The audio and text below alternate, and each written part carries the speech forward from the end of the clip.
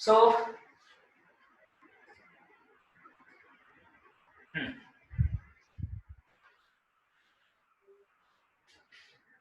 तो ओटीपी आप सब लोग नोट कर लें, मैं ओटीपी यहां से हटा रहा हूं। टी बैच 1174, ए बैच 4837।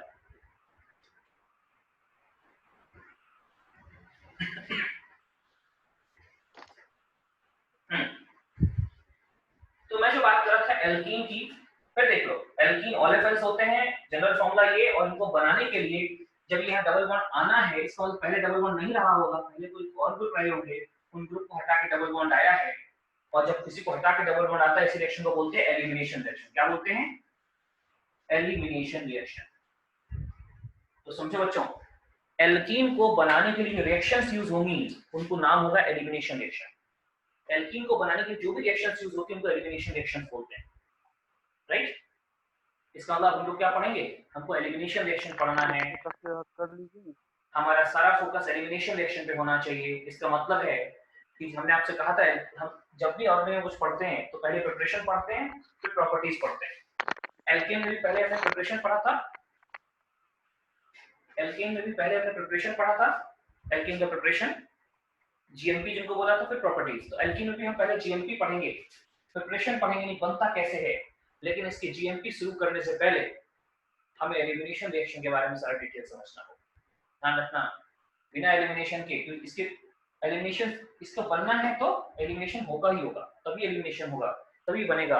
इसका मतलब हमको पहले एलिमिनेशन रिएक्शन फोकस करना है। तो बच्चों हम जीएमपी शुरू करने से पहले, ठीक है ना, बल्कि इसके एलिमिनेशन रिएक्शन में पहले जीएमपी, सॉरी, इसके एलिमिनेशन रिएक्शन में जीएमपी आ जाएंगे, ठीक है ना। तो प्रिपरेशन में आ जाइए जीएमपी, या जीएमपी छोड़िए, यहाँ एक थोड़ी लाइन लिखिए, यहाँ पे बाहर तो बारिश होने वाली है लग रहा है। देखिए, यस सर। मेरे घर के आसपास कोरोना बहुत फैला हुआ है। हिंदपीढ़ी में सर? मेरे घर के, मैं इधर रहता हूँ ना, टीपी कंपाउंड में, उसके एंड से हिंदपीढ़ी शुरू होता है। सर वहाँ पे तो लॉक कर दिया है एंट्री। उधर लॉक है, मतलब मेरे बेटा मैं इधर रहता हूँ। सर पूरा वीडियो ब्लर हो गया। अरे सही हो जाएगा, सही हो जाएगा, अभी ठीक है? ठीक है नहीं सर। देखिए, अगर एक का ब्लर हुआ तो आप स्टार्ट करिए, सबका ब्लर हुआ तो मैं स्टार्ट करूंगा। सर मेरे को आवाज क्लियर नहीं आ रहा है। ठीक है सर। बेटा आपका आवाज सब क्लियर सही है है? सर, सब सही है, आवाज क्लियर सर है। बाहर मौसम बहुत खराब हो रहा है। नहीं बेटा, आपका रीस्टार्ट कर लो। बालक आपका आवाज भी क्लियर नहीं आ रहा है, एक बार आप देखिए, क्योंकि शायद आपका नेटवर्क कुछ प्रॉब्लम हो सकता है। यहाँ अगर सारे बच्चे रिपोर्ट करेंगे तो मेरे साइड से प्रॉब्लम होगी, आप सारे के आधे भी रिपोर्ट करेंगे तो मेरे साइड से प्रॉब्लम होगी। इसको नोट्स भेज दीजिएगा। हाँ, नोट्स सारे भेजेंगे, नोट्स सब फोटो खींचते जाएंगे भाई, हर एक का फोटो खींचेंगे। तो जो हम आपको बोल रहे थे बच्चों कि फॉर्मेशन ऑफ एल्कीन हमेशा एलिमिनेशन रिएक्शन से होता है, तो हमें एलिमिनेशन रिएक्शन पढ़ना, और हर एलिमिनेशन रिएक्शन जो होगी एल्कीन की फॉर्मेशन ही होगी। तो यहाँ लिखिए, लाइन लिखिए, देखिए, alkenes are formed by elimination reaction, alkenes are formed by elimination reaction,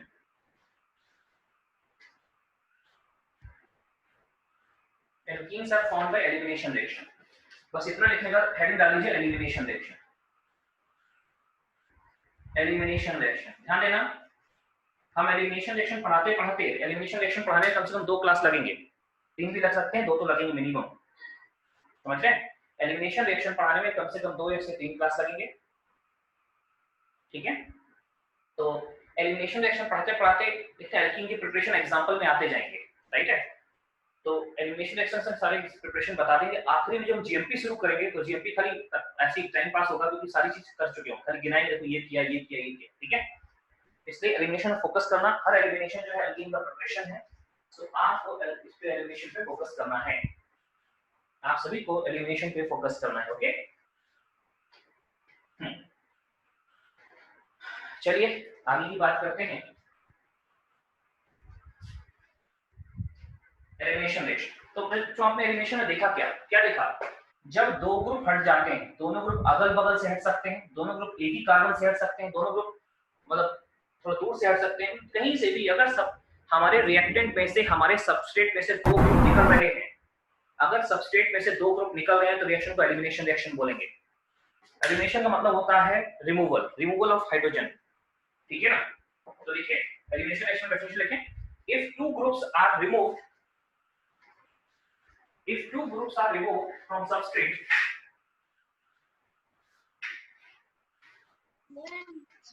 sir light on कर दीजिएगा तो। कहां का लाइट ऑन करना है?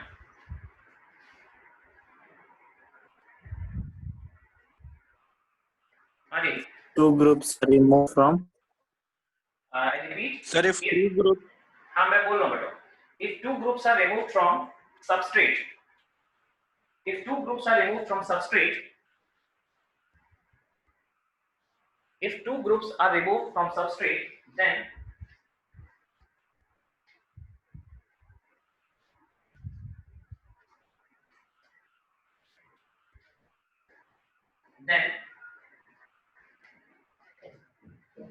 reaction is known as elimination reaction.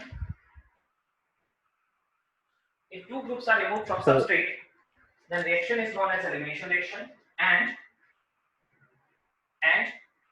alkenes are generally formed, and alkenes are generally formed by this reaction.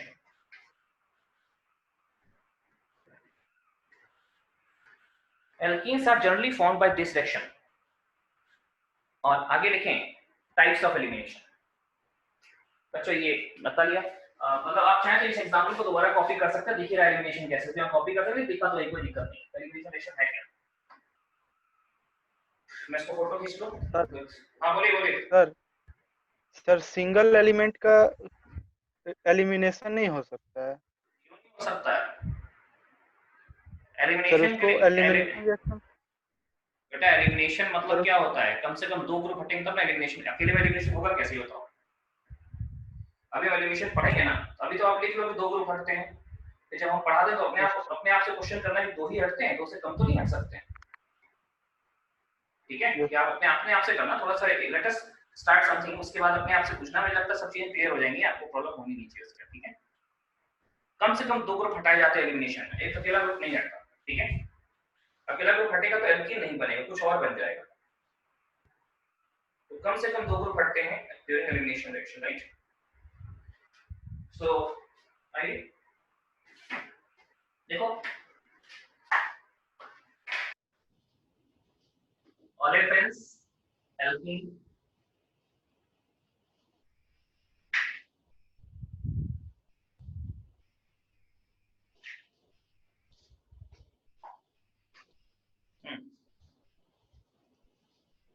तो types of elimination लिखिए, types of elimination.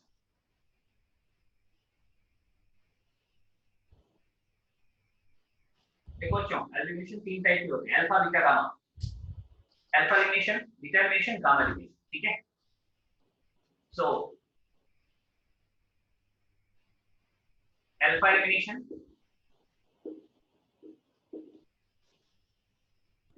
Beta elimination और गामा एलिमिनेशन।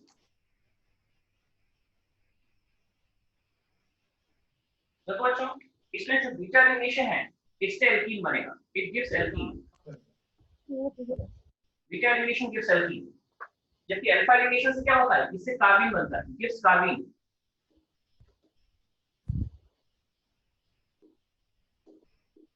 गामा एलिमिनेशन से gamma इससे cyclic product form, cyclic product मिलता है। तीनों का तरीका एक ही, 2 ग्रुप हटेंगे, चाहे अल्फा हो, चाहे बीटा हो, चाहे गामा हो। गामा के अलावा आगे भी बोल सकते हैं, डेल्टा, ओमेगा सब होता है, गामा तक की पूरा यूज में आता है। आप चाहे तो गामा के अलावा, गामा का डेल्टा, ओमेगा सब ले सकते हैं, बट हमें गामा तक की समझना है। ठीक है, अल्फा एलिमिनेशन, बीटा और गामा। अल्फा में क्या होगा, अल्फा के कौन नाम, 1-1 एलिमिनेशन। देखो यार, इसका नाम है 1-1 एलिमिनेशन, 1,1 एलिमिनेशन। बीटा का है 1-2 एलिमिनेशन, फिर 1-3 elimination. 1 1 1 2 1 3, right? 1 1 elimination, 1 2 elimination, 1 3 elimination. ऐसे ही इसके आगे 1 4 1 5 सब होता है, लेकिन हमें 1 1 1 2 1 3 ही समझना है।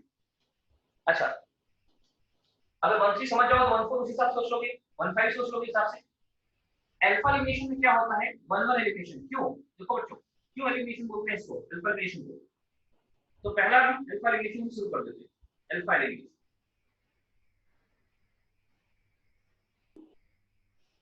पहला अल्फा एलिमिनेशन ही शुरू कर देते हैं, राइट?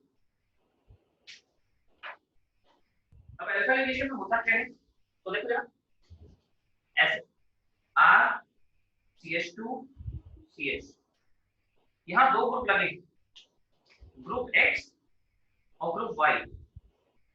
इसकी नंबरिंग करोगे तो 1 2 3 4 एंड सो ऑन चलता रहेगा। लेकिन अभी क्या दोनों ग्रुप पहले कार्बन पे लगे। तो अब क्या है, जब इसका एलिमिनेशन होगा, कोई रिएजेंट लेंगे, कोई रिएजेंट जो हम देते हैं, तो इसमें दोनों ग्रुप हटेंगे। मान लो कि X और Y में से एक दोनों इलेक्ट्रॉन छोड़ के जाएगा, दूसरा दोनों इलेक्ट्रॉन लेके जाएगा, क्योंकि ये दो शेयर इलेक्ट्रॉन हैं। मान लीजिए दोनों शेयर इलेक्ट्रॉन, ये X अपने साथ ले गया, तो यहाँ पे चार्ज आएगा माइनस, यहाँ आएगा प्लस। X दोनों इलेक्ट्रॉन ले गया, ये मैंने बताया था कार्बन नाम से, और Y दोनों इलेक्ट्रॉन छोड़ दिया है, Y दोनों इलेक्ट्रॉन छोड़ गया, तो यहाँ माइनस चार्ज, यहाँ प्लस चार्ज। X दोनों इलेक्ट्रॉन ले गया, Y दोनों इलेक्ट्रॉन छोड़ गया, तो अब क्या बनेगा? R CH2 CH। ध्यान दो, यहाँ से प्लस चार्ज आया, यहाँ से माइनस चार्ज आया, डेट में इस कार्बन पे कोई चार्ज नहीं होगा। तो इस कार्बन पे क्या हुआ? यहाँ से प्लस चार्ज, यहाँ से माइनस चार्ज, डेट में कोई चार्ज नहीं, राइट? और यहाँ पे एक लोन पे बच गया, तो देखिए ऐसे कुछ करके हो गया, ये ऐसे ये कार्बन हो गया फिलहाल। और कार्बन में जो दोनों इलेक्ट्रॉन एक ही ऑर्बिटल में होगा, उसको सिंगलेट कार्बन बोलते हैं। सिंगलेट बना है, सिंगलेट भी बन सकता है, ट्रिपलेट भी बन सकता है। तो आप बताओ इसका नाम क्या है? इसका नाम है 1 1 एलिमिनेशन। क्यों बोलते हैं 1 1 एलिमिनेशन? अरे 1 1 एलिमिनेशन इसलिए बोलते हैं क्योंकि देखो, पहला ग्रुप तो हर जगह 1 से निकलेगा, यहाँ भी 1 से, यहाँ भी 1 से, यहाँ भी 1 से। पहला ग्रुप फर्स्ट कार्बन से निकलेगा, चाहे अल्फा हो, चाहे बीटा हो, चाहे गामा हो। पहला ग्रुप फर्स्ट कार्बन से निकलेगा, यहाँ भी फर्स्ट कार्बन से, यहाँ भी फर्स्ट कार्बन से, यहाँ भी फर्स्ट कार्बन से। अच्छा, पहला ग्रुप अगर फर्स्ट कार्बन से निकला है, तो अब दूसरा ग्रुप कहाँ से निकलेगा? तो यहाँ दूसरा ग्रुप भी फर्स्ट कार्बन से निकला, इसलिए दूसरा ग्रुप जहाँ से निकलता है वो उसका नंबर लिखा जाता है। तो दूसरे यहाँ दूसरा ग्रुप भी फर्स्ट निकला है, तो दूसरा ही 1 हो गया, 1 1 एलिमिनेशन। बीटा में क्या होगा? दूसरा ग्रुप सेकंड कार्बन से निकलेगा, गामा में दूसरा ग्रुप थर्ड कार्बन से निकलेगा। तो आपने क्या बोला कि 1 1 एलिमिनेशन क्यों बोला? दोनों कार्बन एक दोनों ग्रुप एक ही कार्बन से निकल रहे हैं, एक दोनों इलेक्ट्रॉन लेके जाता है, दूसरे दोनों इलेक्ट्रॉन छोड़ के जाता है। ये होमोलिटिक भी हो सकता है, होमोलिटिक क्लीवेज भी हो सकता है, जो कार्बन में होता है, हेल्प करेंगे आप। तो अल्फा एलिमिनेशन क्या होता है समझ गए? इसमें दोनों ग्रुप सेम कार्बन से रिमूव होते हैं और इसमें एल्कीन प्रोडक्ट होते हैं। सिंपल लाइन है, सिंपल लाइन आप देखेंगे during alpha elimination both groups are removed from same carbon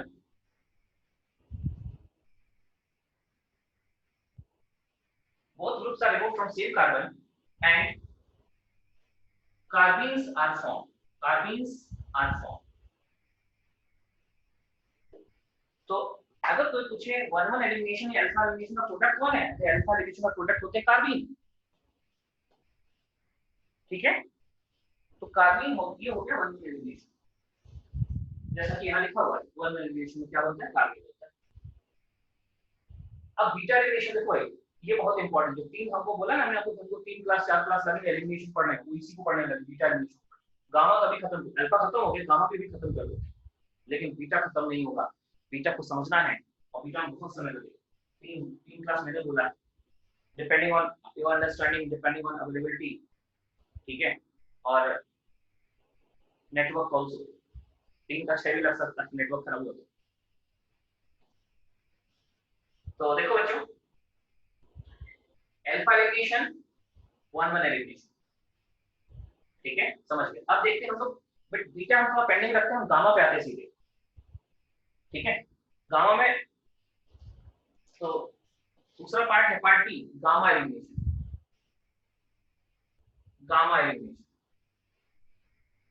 देखो बच्चों, अब गामा एलिमिनेशन में क्या होगा, गामा में क्या होगा, तो बोलते हैं गामा एलिमिनेशन में, इसका नाम है 1 3 एलिमिनेशन, 1,3 एलिमिनेशन। देखो इसमें R CH CH2 CH2। देखो बच्चों यहाँ ग्रुप X है, यहाँ ग्रुप Y, X और Y है दोनों वैसे ही हटेंगे जैसे वहां अल्फा हटे थे, एक दोनों इलेक्ट्रॉन छोड़ के एक दूसरा दोनों इलेक्ट्रॉन लेके हटेंगे दोनों।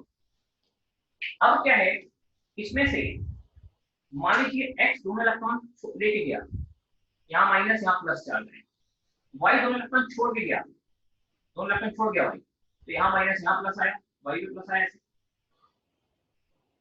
X दोनों इलेक्ट्रॉन लेके गया, Y दोनों इलेक्ट्रॉन छोड़ के गया। देखिए कोई ये काम अपने आप नहीं करेगी, कोई रिएजेंट कराएगा। कौन सा रिएजेंट कराएगा इसकी बात अभी करते हैं। कोई रिएजेंट आप लोगे, वो रिएजेंट X को भी हटाएगा, Y को भी हटाएगा। देखो X के हटने पे यहाँ कार्बन में प्लस चार्ज आया और Y के हटने पे कार्बन में नेगेटिव चार्ज आया। आप देखो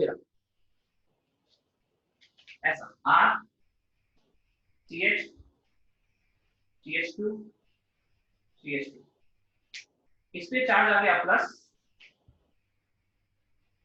इस पे चार्ज आ गया माइनस। ये बताइए प्लस और माइनस चार्ज एक ही कार्बन एक ही कंपाउंड में मौजूद है, प्लस भी मौजूद है माइनस भी मौजूद है। देखो ना, ये इलेक्ट्रॉन रिच, ये इलेक्ट्रॉन डेफिशिएंट, ये इलेक्ट्रोफाइल, ये न्यूक्लियोफाइल, और एक ही कार्बन मौजूद है कि आपस में जुड़ के भाई ये इलेक्ट्रॉन डेफिशिएंट है, तो जो इलेक्ट्रॉन रिच है ये इसको अपने इलेक्ट्रॉन देके ऑक्टेट पूरा कर देगा, मतलब इसके संग बॉन्डिंग कर लेगा, इलेक्ट्रॉन शेयर कर लेगा, इसके खाली ऑर्बिटल के साथ इसका भरा हुआ ऑर्बिटल ओवरलैप करेगा और एक बॉन्ड क्लियर नहीं आ हाँ जी बेटा, आपकी आवाज नहीं आ रही है, क्लियर नहीं आ रहा। मेरी आवाज क्लियर नहीं है। आवाज क्लियर नहीं आ रहा आपका। देखिए मैं क्लियर Yes, करता हूँ, रुको सर सही आ रहा है सर। ठीक है, एक बार ट्राई करो, रुको ना, आप लाइन करो। सही है सर। Yes sir. चलिए आवाज सही है सर। आवाज सही है, ठीक है, अच्छी बात है। तो देखो बच्चों, ये हम डिस्कस कर रहे थे गामा एलिमिनेशन। यहाँ भी दो ग्रुप हटे, एक ग्रुप हटा है तो उन्हें जैसे प्लस चार्ज आया कार्बन, दूसरा हटा तो कार्बन माइनस आया। अब कार्बन में माइनस प्लस मौजूद हैं, एक इलेक्ट्रॉन डेफिशिएंट एक इलेक्ट्रॉन रिच, तो ये रिच वाला का इसका भरा हुआ ऑर्बिटल इसका खाली ऑर्बिटल ऐसे साइड टू साइड ओवरलैप करेगा, इसका खाली ऑर्बिटल इसका भरा हुआ ऑर्बिटल इसका खाली ऑर्बिटल, नहीं इलेक्ट्रॉन रिच का फिल्ड ऑर्बिटल इलेक्ट्रॉन डेफिशिएंट का खाली ऑर्बिटल ओवरलैप करेगा, और ओवरलैप करेगा तो एक यहाँ बॉन्ड क्रिएट कर देगा, ये है ना। तो इसको ऐसे भी लिख सकते हैं हम R, तो यहाँ बन गया R और ये ऐसे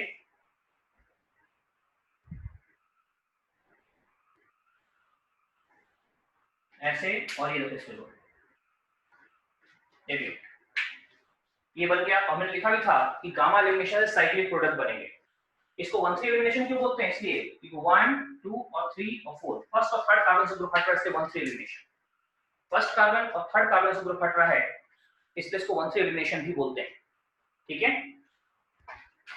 एक चीज और बच्चों कि अगर ये 1 से हटता, ये 4 से हटता तो यही काम 1 4 एलिमिनेशन बोलते, 1 से हटता 5 से हटता 1 5 एलिमिनेशन बोलते, और ऐसे ही वहां पे कार्बन जोड़ते। अब यहाँ 3 मेंबर रिंग बन रही है, अगर 1 4 होता तो 4 मेंबर रिंग बनती, 1 5 होता तो 5 मेंबर रिंग बनती। मतलब कहां से दो ग्रुप हट रहे हैं, वो दोनों कार्बन आपस में जुड़ जाएंगे, क्योंकि एक इलेक्ट्रॉन डेफिशिएंट एक इलेक्ट्रॉन रिच, साइक्लिक प्रोडक्ट। तो गामा एलिमिनेशन में साइक्लिक प्रोडक्ट बनते हैं, ये आपकी इंफॉर्मेशन के लिए है, इसको नोट कर चुके होंगे। मैं एक फोटो खींचता हूं सर हां बोलिए सर एलिमिनेशन रिएक्शन से बेंजीन बन सकता है। एलिमिनेशन रिएक्शन हां से बन सकता है, पॉसिबल है। क्वेश्चन देंगे आज हम स्टार्टिंग में, वहां 3 क्वेश्चन ऐसे देंगे जिसका प्रोडक्ट बेंजीन ही होगा।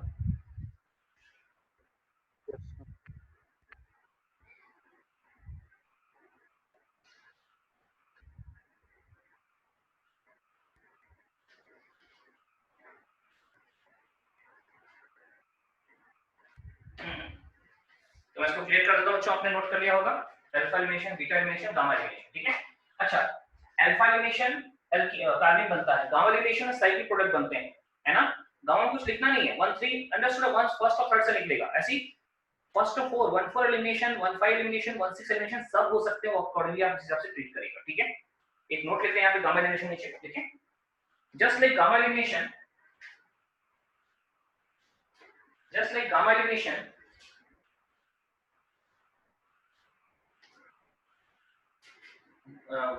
just like gamma elimination, other elimination can also take place. Just like gamma elimination, other elimination can also take place. Other elimination can also take place to form cyclic product. Other elimination can also take place to form a cyclic product. Bracket में लिखिए 1,4 elimination, comma 1,5 elimination, etc. 1,4 elimination, comma 1,5 elimination, dash dash dash, etc.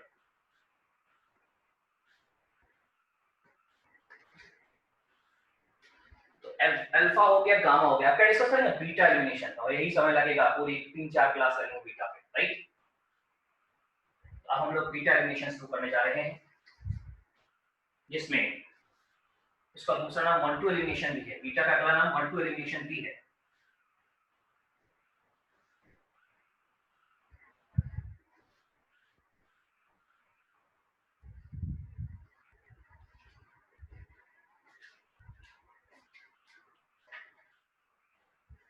देखिए तीसरा है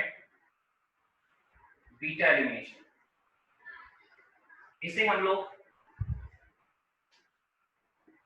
1-2 elimination भी बोलते हैं। Alpha elimination से क्या बनता है? अरे अल्फा एलिमिनेशन से बनता है एल्कीन, सॉरी कार्बीन। बीटा से क्या बना?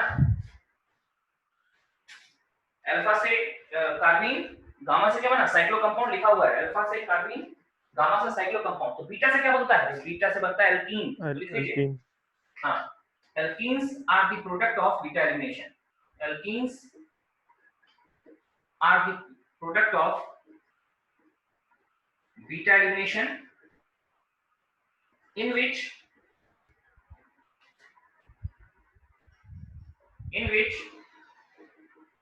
two groups are removed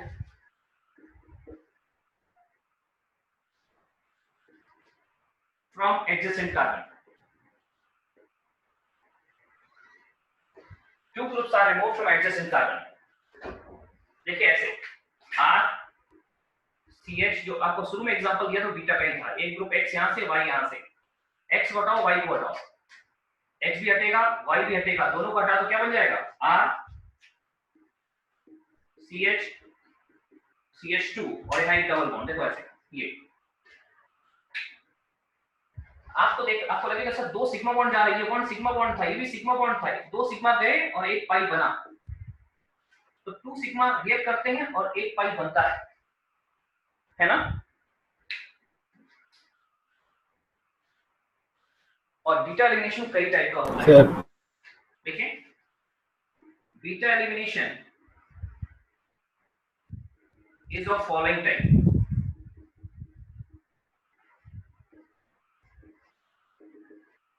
beta elimination is of following type. पहला E1, दूसरा E2, तीसरा E1CB। ये तीन ही मेन है, चौथा लिख देते हैं ऐसे EI या फिर EC। देखो अच्छा, तीसरा क्या लिखा हुआ है? E1CB, CB बताते हैं CB क्या होगा। E1 साथ में बेस में CB। E1 का मतलब होता है फर्स्ट यूनि, इसको उल्टा पढ़ते हैं, पढ़ते उल्टा ऐसा पढ़ते हैं, ऐसा देखिए ना, ये ऑर्डर है, फर्स्ट ऑर्डर एलिमिनेशन, यहाँ पे सेकेंड ऑर्डर एलिमिनेशन, यहाँ पे फर्स्ट ऑर्डर नहीं बेटा, मॉलिक्यूलरिटी होती है, बताएंगे आप मॉलिक्यूलरिटी क्या होती है। ये होता है फर्स्ट ऑर्डर या यूनिमोलिकुलर एलिमिनेशन, ये होता है by molecular elimination. Unimolecular elimination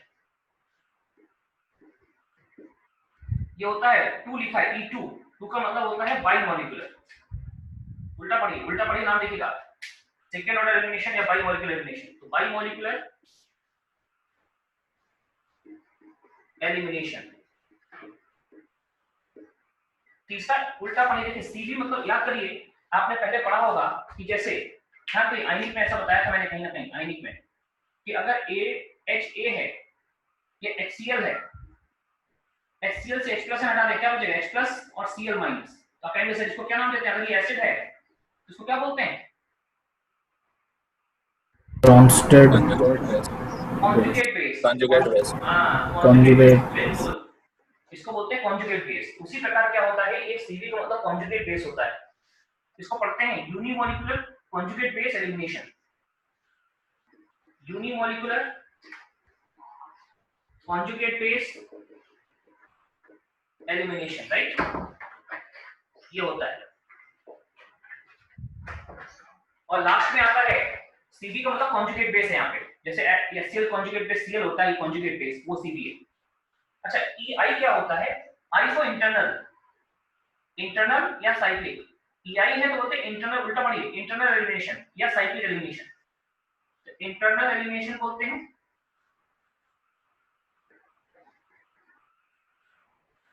I for internal इसको बोलेंगे इंटरनल एलिमिनेशन, और इसमें C फॉर साइक्लिक या इसी का नाम दूसरा नाम है साइक्लिक एलिमिनेशन। एक ही बात, इंटरनल होगा तो साइक्लिक ही होगा।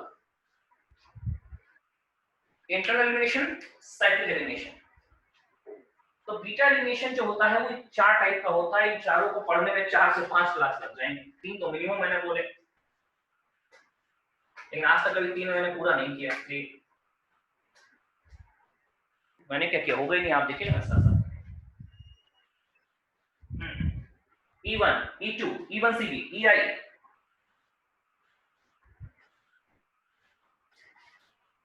फिर देखो बच्चों,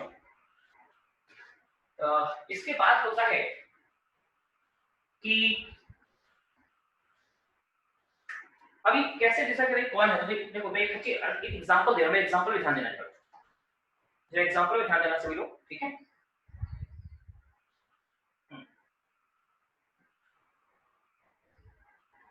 देखिए RCH यहाँ 2 ग्रुप हैं। मान लो ये H है और यहाँ पे कोई ग्रुप लीविंग ग्रुप LG मतलब कोई लीविंग ग्रुप लगा हुआ है। LG मतलब होता है लीविंग ग्रुप, लीविंग ग्रुप। अब कहते हैं ये जो पहली 3 मैकेनिज्म है, पहली 3 इनमें क्या होता है, हटना इन दोनों पे है। इस H को हटना है, एसिडिक H, इसको बोलते हैं H, एसिडिक H, ये लिविंग ग्रुप है। अब कहते हैं एक ही मतलब इसी टाइप से ये E1 भी हो सकता है, ये E2 भी है, E1CV भी हो सकता है। कैसे? ध्यान दो, अगर पहले रफ आइडिया दे रहे हैं, अगर पहले कौन हटा,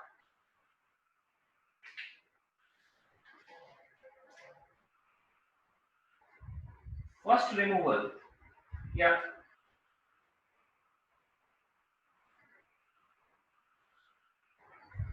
ध्यान दो, पहले इसको हटा दिया, पहले लीविंग ग्रुप हटा, leaving group is remove first. मैं डिटेल में बताऊंगा, पहले एक रफ कॉम्पिटिटिव स्टडी। अगर पहले ये निकला, पहले ये लीविंग ग्रुप हट गया, ध्यान रखना ये माइनस करके हटता है। अगर ये पहले हटा यहां से तो यहाँ प्लस चार्ज आएगा। अगर प्लस चार्ज आया तो ये मैकेनिज्म E1 होगी, E1 मैकेनिज्म, E1 मतलब पहले अगर लीविंग ग्रुप हटता है तो E1 है। फिर लेकिन पहले अगर ये हटता है, H पहले हटता है, H इज रिमूव फर्स्ट, तो ये E1CV हो जाएगा, E1CV। देखो बच्चों, जो हट रहा है, अगर पहले ये लीविंग ग्रुप हटता है, कोई ग्रुप हटता है लीव करने वाला, ये पहले हटा तो E1 और ये पहले हटा तो E1CV।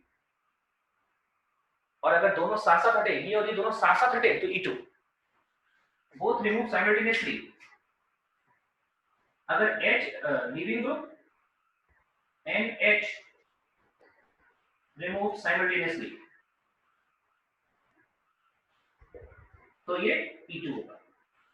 तो एक ही रिएक्शन, सब एक ही रिएक्टेंट E1 भी दे सकता है, E1CV भी और E2 भी। EI अलग से बताएंगे तो तीनों अलग से। एक कॉम्पिटिटिव स्टडी दिमाग में आना चाहिए, सर पहले कौन हट रहा है? 2 ग्रुप हट रहे हैं, एक एसिडिक H हटना है, एक लीविंग ग्रुप हटना है। अगर लीविंग ग्रुप पहले हटता है, अगर लीविंग ग्रुप पहले हट गया तो E1, अगर एसिडिक H पहले हट गया E1CB क्यों? अरे H को हटाओगे, जैसे यहाँ पे H को हटाया तो कॉन्जुगेट बेस बना था ना, ध्यान रखो इसमें से H हटा तो कॉन्जुगेट बेस बना था, वैसे क्या होगा पहले H हटा तो कॉन्जुगेट बेस बनेगा ना, और कॉन्जुगेट बेस कितना हो रहा है तो इसका नाम E1CB, conjugate base unimolecular elimination. और तीसरा, अगर दोनों साथ साथ हटते हैं तो E1CB, तो E2, दोनों साथ साथ हटे तो E2 हो गया। तो इस चीज को आप देखिए कि ये एक रिएक्शन है जो E1 भी हो सकती है, E2 भी हो सकती है, E1CB भी हो सकती है, E1 E2 E1CB। क्लियर है? सर वो हाइड्रोजन एसिडिक कहते हैं? नहीं बेटा, एसिडिक हाइड्रोजन बोलते नहीं, अब इसको हटाने के लिए बेस चाहिए, इसलिए बोलते हैं एसिडिक हाइड्रोजन, मतलब ये पहले निकल गया। एसिडिक हाइड्रोजन जरूरी नहीं है, अगर ये पहले निकल गया, अगर ये पहले निकल गया, जो भी H है इसको H लिखो, एसिडिक H में खाली H लिखो। अगर H पहले निकला तो E1CB, ये पहले निकला तो E1, और दोनों साथ साथ निकले तो E2। कौन पहले? सर LG के नीचे क्या लिखा हुआ है? क्या LG के नीचे क्या लिखा हुआ है? लीविंग ग्रुप LG मतलब लीविंग ग्रुप होता है यहाँ पे ना, ये हाँ लिखा है नहीं सर, वो LG, ऊपर के बारे में पूछ रहा है। Leaving group is removed first, LG मतलब होता है लिविंग ग्रुप।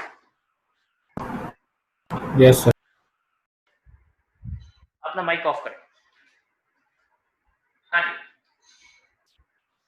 तो जैसा कि मैं आपको बता रहा था कि इसमें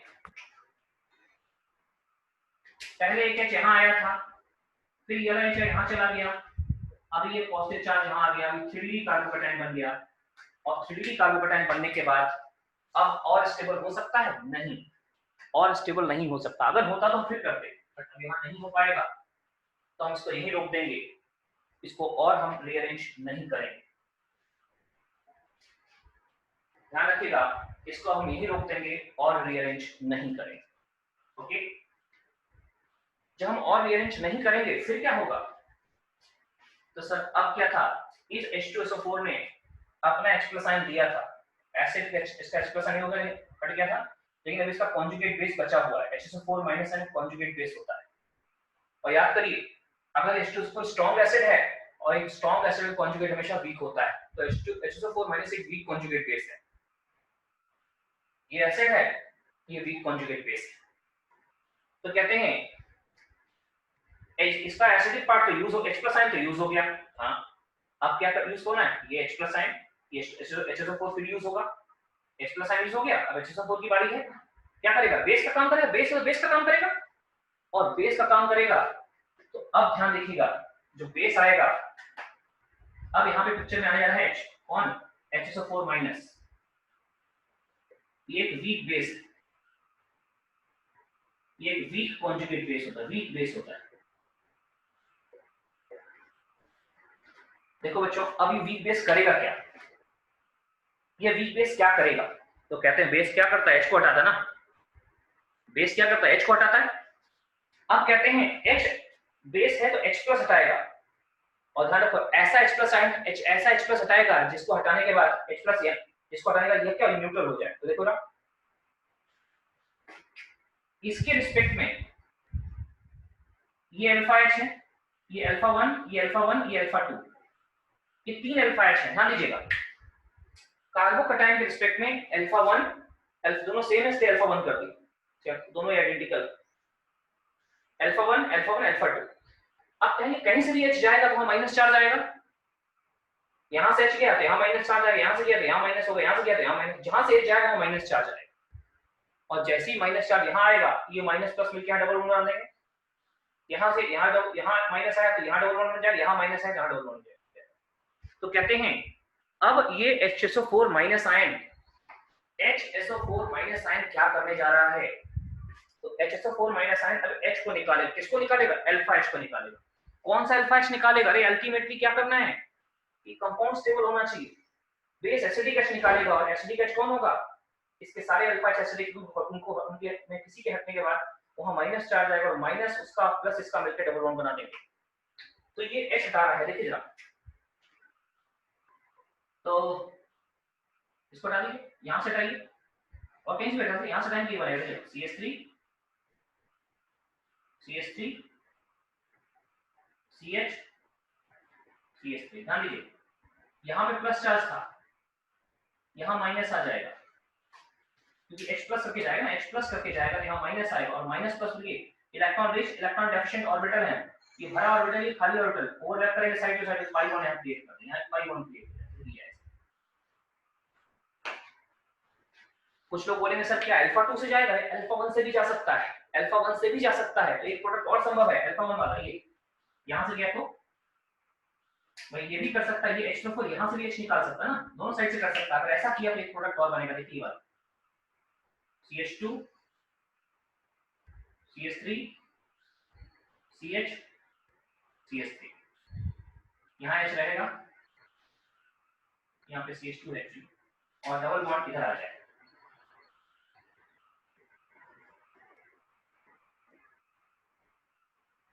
डबल बॉन्ड यहाँ पे आ गया, देखिए ऐसे। ध्यान दीजिएगा ये इसके स्ट्रक्चर में जितने अल्फा एच होंगे सारे डिफरेंट अल्फा एच को हटा करके वहां डबल बॉन्ड क्रिएट करेगा, इधर भी कर सकता है, इधर भी कर सकता है, इधर भी कर सकता है। ये और ये सेम प्रोडक्ट इसलिए नहीं किया, यहाँ डिफरेंट प्रोडक्ट होगा तो एक प्रोडक्ट यहाँ से बनाइए, एक प्रोडक्ट में किसी एक से बनाइए, दो प्रोडक्ट बनेंगे, दो एल्कीन बनेंगे आपके। समझ रहे हैं? डबल बॉन्ड दो तरफ आ सकता है, डबल बॉन्ड इधर भी आ सकता है ऐसे, डबल बॉन्ड इधर भी आ सकता है ऐसे, डबल बॉन्ड दोनों साइड आ सकता है, ठीक है।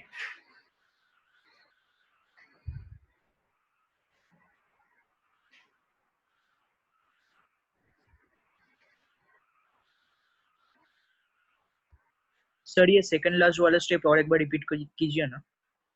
ये वाला बेटा इसमें क्या है, जब कार्बोकैटायन रीअरेंज होते होते मैक्सिमम स्टेबल बन गया ना, उसके बाद क्या होगा, इसके रिस्पेक्ट में जो अल्फा एच है वो निकल जाता है।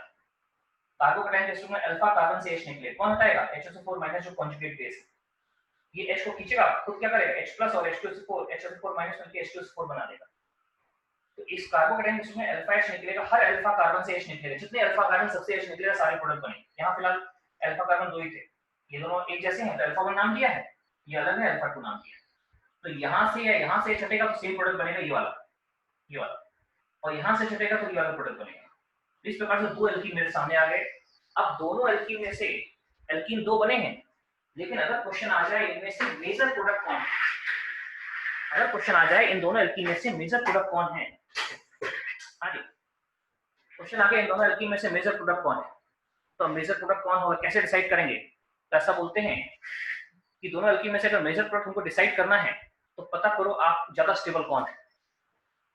आप सभी जानते हैं हाइपर कॉन्जुगेशन में एल्कीन की स्टेबिलिटी देखते हैं, किसमें ज्यादा अल्फा एच ज्यादा स्टेबल होता है ना, या कौन ज्यादा सब्स्टिट्यूटेड है वो ज्यादा स्टेबल होता है। तो आप पता करो अल्फा एच डबल बॉन्ड के में अल्फा एच किसमें ज्यादा है, पहले वाले में या दूसरे वाले में?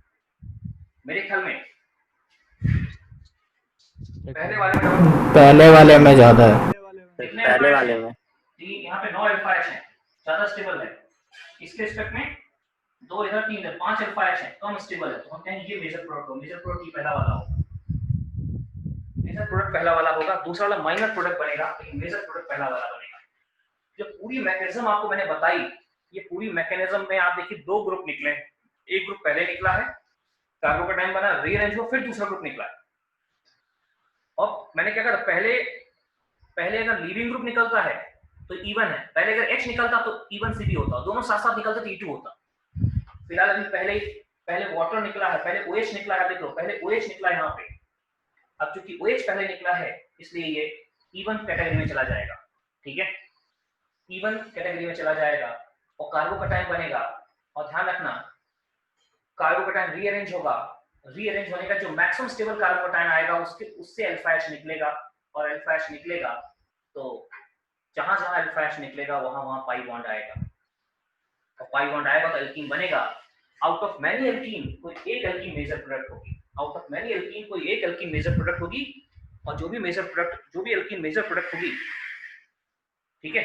जब हमसे क्वेश्चन पूछा जाए कौन सा प्रोडक्ट बनेगा, जब तक वो ना पूछे सारे प्रोडक्ट को मेजर प्रोडक्ट की बात करते हैं ऑर्गेनिक में, ये मेजर प्रोडक्ट है, और कहते हैं जो मेजर प्रोडक्ट है इसको हम लोग सेटजेफ एल्कीन बोलते हैं। याद करिए हमने आपको बताया तो सेटजेफ रूल, सेटजेफ करने का सेटजेफ लिखते हैं, कुछ बुक्स में जेडसेफ लिखते हैं, यस सर, हाइपर कॉन्जुगेशन कहीं बताया Yes, था। sir. हाँ, तो यहाँ दो जितना ज्यादा हाँ जितना ज्यादा स्टेबल होगा, जितना ज्यादा सब्स्टिट्यूट होगा उतना ज्यादा स्टेबल होगा, है ना। तो इन दोनों एल्कीन में देखा जाए तो ये ज्यादा सब्स्टिट्यूट है, ज्यादा स्टेबल है, तो कहते हैं मेजर प्रोडक्ट जो बनता है वो कौन सा होगा? सेटजेफ एल्कीन होगा, सेटजेफ। यहाँ जो मेजर एल्कीन बनती है, मेजर प्रोडक्ट बनता है वो सेटजेफ एल्कीन होती है, राइट?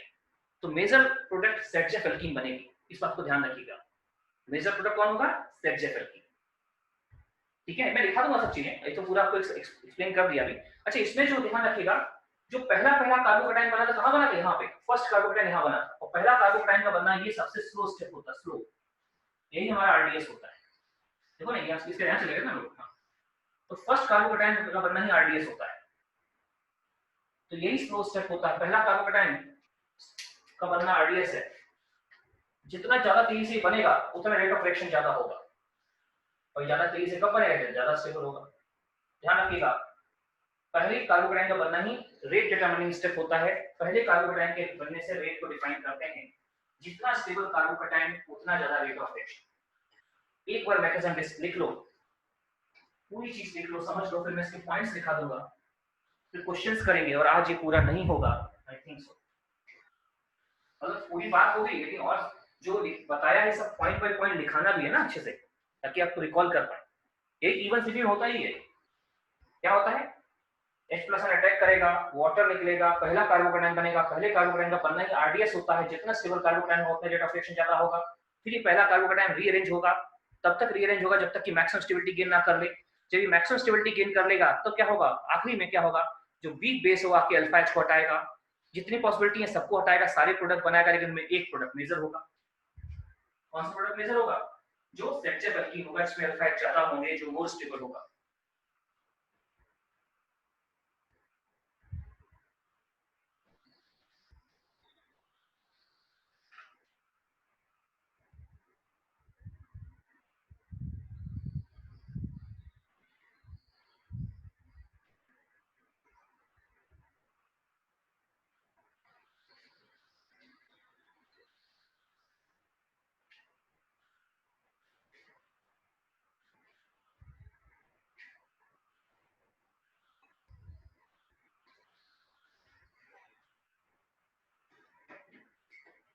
आओ चलो देख लो, मैंने फोटो खींच लिया है। मैं इसको लिखा हूं, उससे पहले कहीं कोई डाउट हो किसी को तो पूरा डिस्कस कर लो कि ये पहली मैकेनिज्म है जो बड़ी अच्छी वाली, इस पे ज्यादा क्वेश्चंस बनेंगे, बहुत सारे क्वेश्चंस बनेंगे एल्कीन में। सो आरडीएस क्या है? Rate determining step. आरडीएस वो स्टेप होता है जो उसका जो सबसे स्लो स्टेप होता है, और स्लो स्टेप का रेट ही रिएक्शन रेट बोला जाता है। स्लो स्टेप का रेट ही रिएक्शन रेट बोला जाता है, और वही आरडीएस होता है, रेट डिटरमाइनिंग स्टेप। आरडीएस का मतलब रेट डिटरमाइनिंग स्टेप होता है, रेट डिटरमाइनिंग स्टेप। ठीक है यस सर। बच्चों, नेक्स्ट क्लास से, नेक्स्ट जो वीक से ना क्लासेस आपके बढ़ा दे जाएंगे, है ना? अभी 2 क्लास एक सब्जेक्ट के हो रहे हैं, हो सकता है एक क्लास बढ़ जाएगा। तैयारी रखिएगा, इस हफ्ते तो पढ़िए, अगले हफ्ते से बढ़ा देंगे। अगर लॉकडाउन नहीं खुला तो, खुल गया तो कोई बात ही नहीं। एक दिन में 3 क्लास होगा सर, एक दिन में 3 क्लास होगा तब। पर डे 3 नहीं होगा, पर डे 2 ही होगा यार, पर डे 2 ही क्लास होगा। ठीक है, नंबर ऑफ डेज बढ़ा दिया जाएगा नंबर ना, ऑफ डेज, 4 दिन होता है अभी। नंबर ऑफ डेज बढ़ जाएंगे, पर डे एक दिन में 2 से ज्यादा। आपको पढ़ना भी तो है ना, छोटी खाली पढ़ा दिया उससे कम चले, आपको प्रैक्टिस करना है, आपको बहुत कुछ करना है।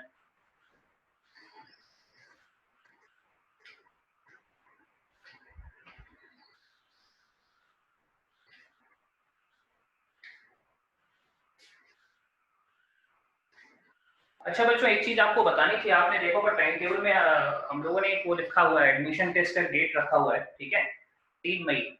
तो आप लोगों को भी हम एक व्हाट्सएप में लिंक भेज देंगे, अगर आपको कोई जान वाला बंदा रजिस्टर करना चाहे तो लिंक उसको फॉरवर्ड कर दीजिएगा, उसमें वो अपने मतलब अपना रजिस्टर कर लेगा, और रजिस्टर करने का बाकी प्रोसेस को बता देंगे कैसे होगा। ठीक है, आपको कोई भी सर अटेंडेंस वाले में भी शो कर रहा है कि एब्सेंट एडमिशन कल का डेट देकर। कल का date absent admission? Yes sir. नहीं एडमिशन नहीं कल हुआ टेस्ट नहीं दिया होगा जी, बेटा, कल टेस्ट नहीं दिया होगा। टेस्ट का नहीं है वो, टेस्ट का अलग है, वो एडमिशन का लिखा हुआ है। नहीं बता रहा हूँ, होता क्या है, टेस्ट का जो अटेंडेंस लेते हैं वो एडमिशन डिपार्टमेंट के लोग लेते हैं, जैसे अभी मैं केमिस्ट्री डिपार्टमेंट में, जो मैं अटेंडेंस लूंगा देखिएगा केमिस्ट्री, है ना। आप तो फिजिक्स कर लेंगे तो Yes, sir. फिजिक्स लिख के आ रहे हैं। एडमिशन टेस्ट का अटेंडेंस आपका एडमिशन डिपार्टमेंट के लोग लेते हैं, तो वो एडमिशन लिख के आ रहा होगा, वो डिपार्टमेंट का नाम लिख रहा है जो डिपार्टमेंट आपकी अटेंडेंस ले रहा है। ठीक है, आपको एसएमएस तो ऑनलाइन क्लास का ही आया होगा कि आपकी ऑनलाइन क्लास में, ऑनलाइन टेस्ट में एब्सेंट थे। रीजन लिख दिया करिए, कोई जो भी है आपने रीजन आप पेंडिंग मत छोड़िए, हर दिन का रीजन जरूर लिखिए हम क्यों एब्सेंट है। ठीक है,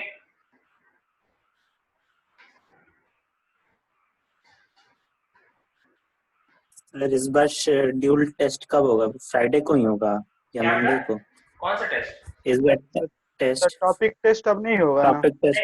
बेटा टॉपिक टेस्ट अभी इस हफ्ते फ्राइडे नहीं होगा, इस हफ्ते सिर्फ अभी मंडे होगा, ठीक है ना। एक्चुअली हम लोग टॉपिक टेस्ट कुछ ऐसा करने जा रहे हैं जैसे जेई मेन और एडवांस के पैटर्न पे हम ऐसा प्लान कर रहे हैं। आप लोगों से डिस्कस करना थी कैसा रहेगा, आप लोग में फीडबैक दीजिएगा कि मंडे का टेस्ट जो है जैसा हो रहा है वैसे ही होगा, जेई मेन पैटर्न पे हम करेंगे, ठीक है।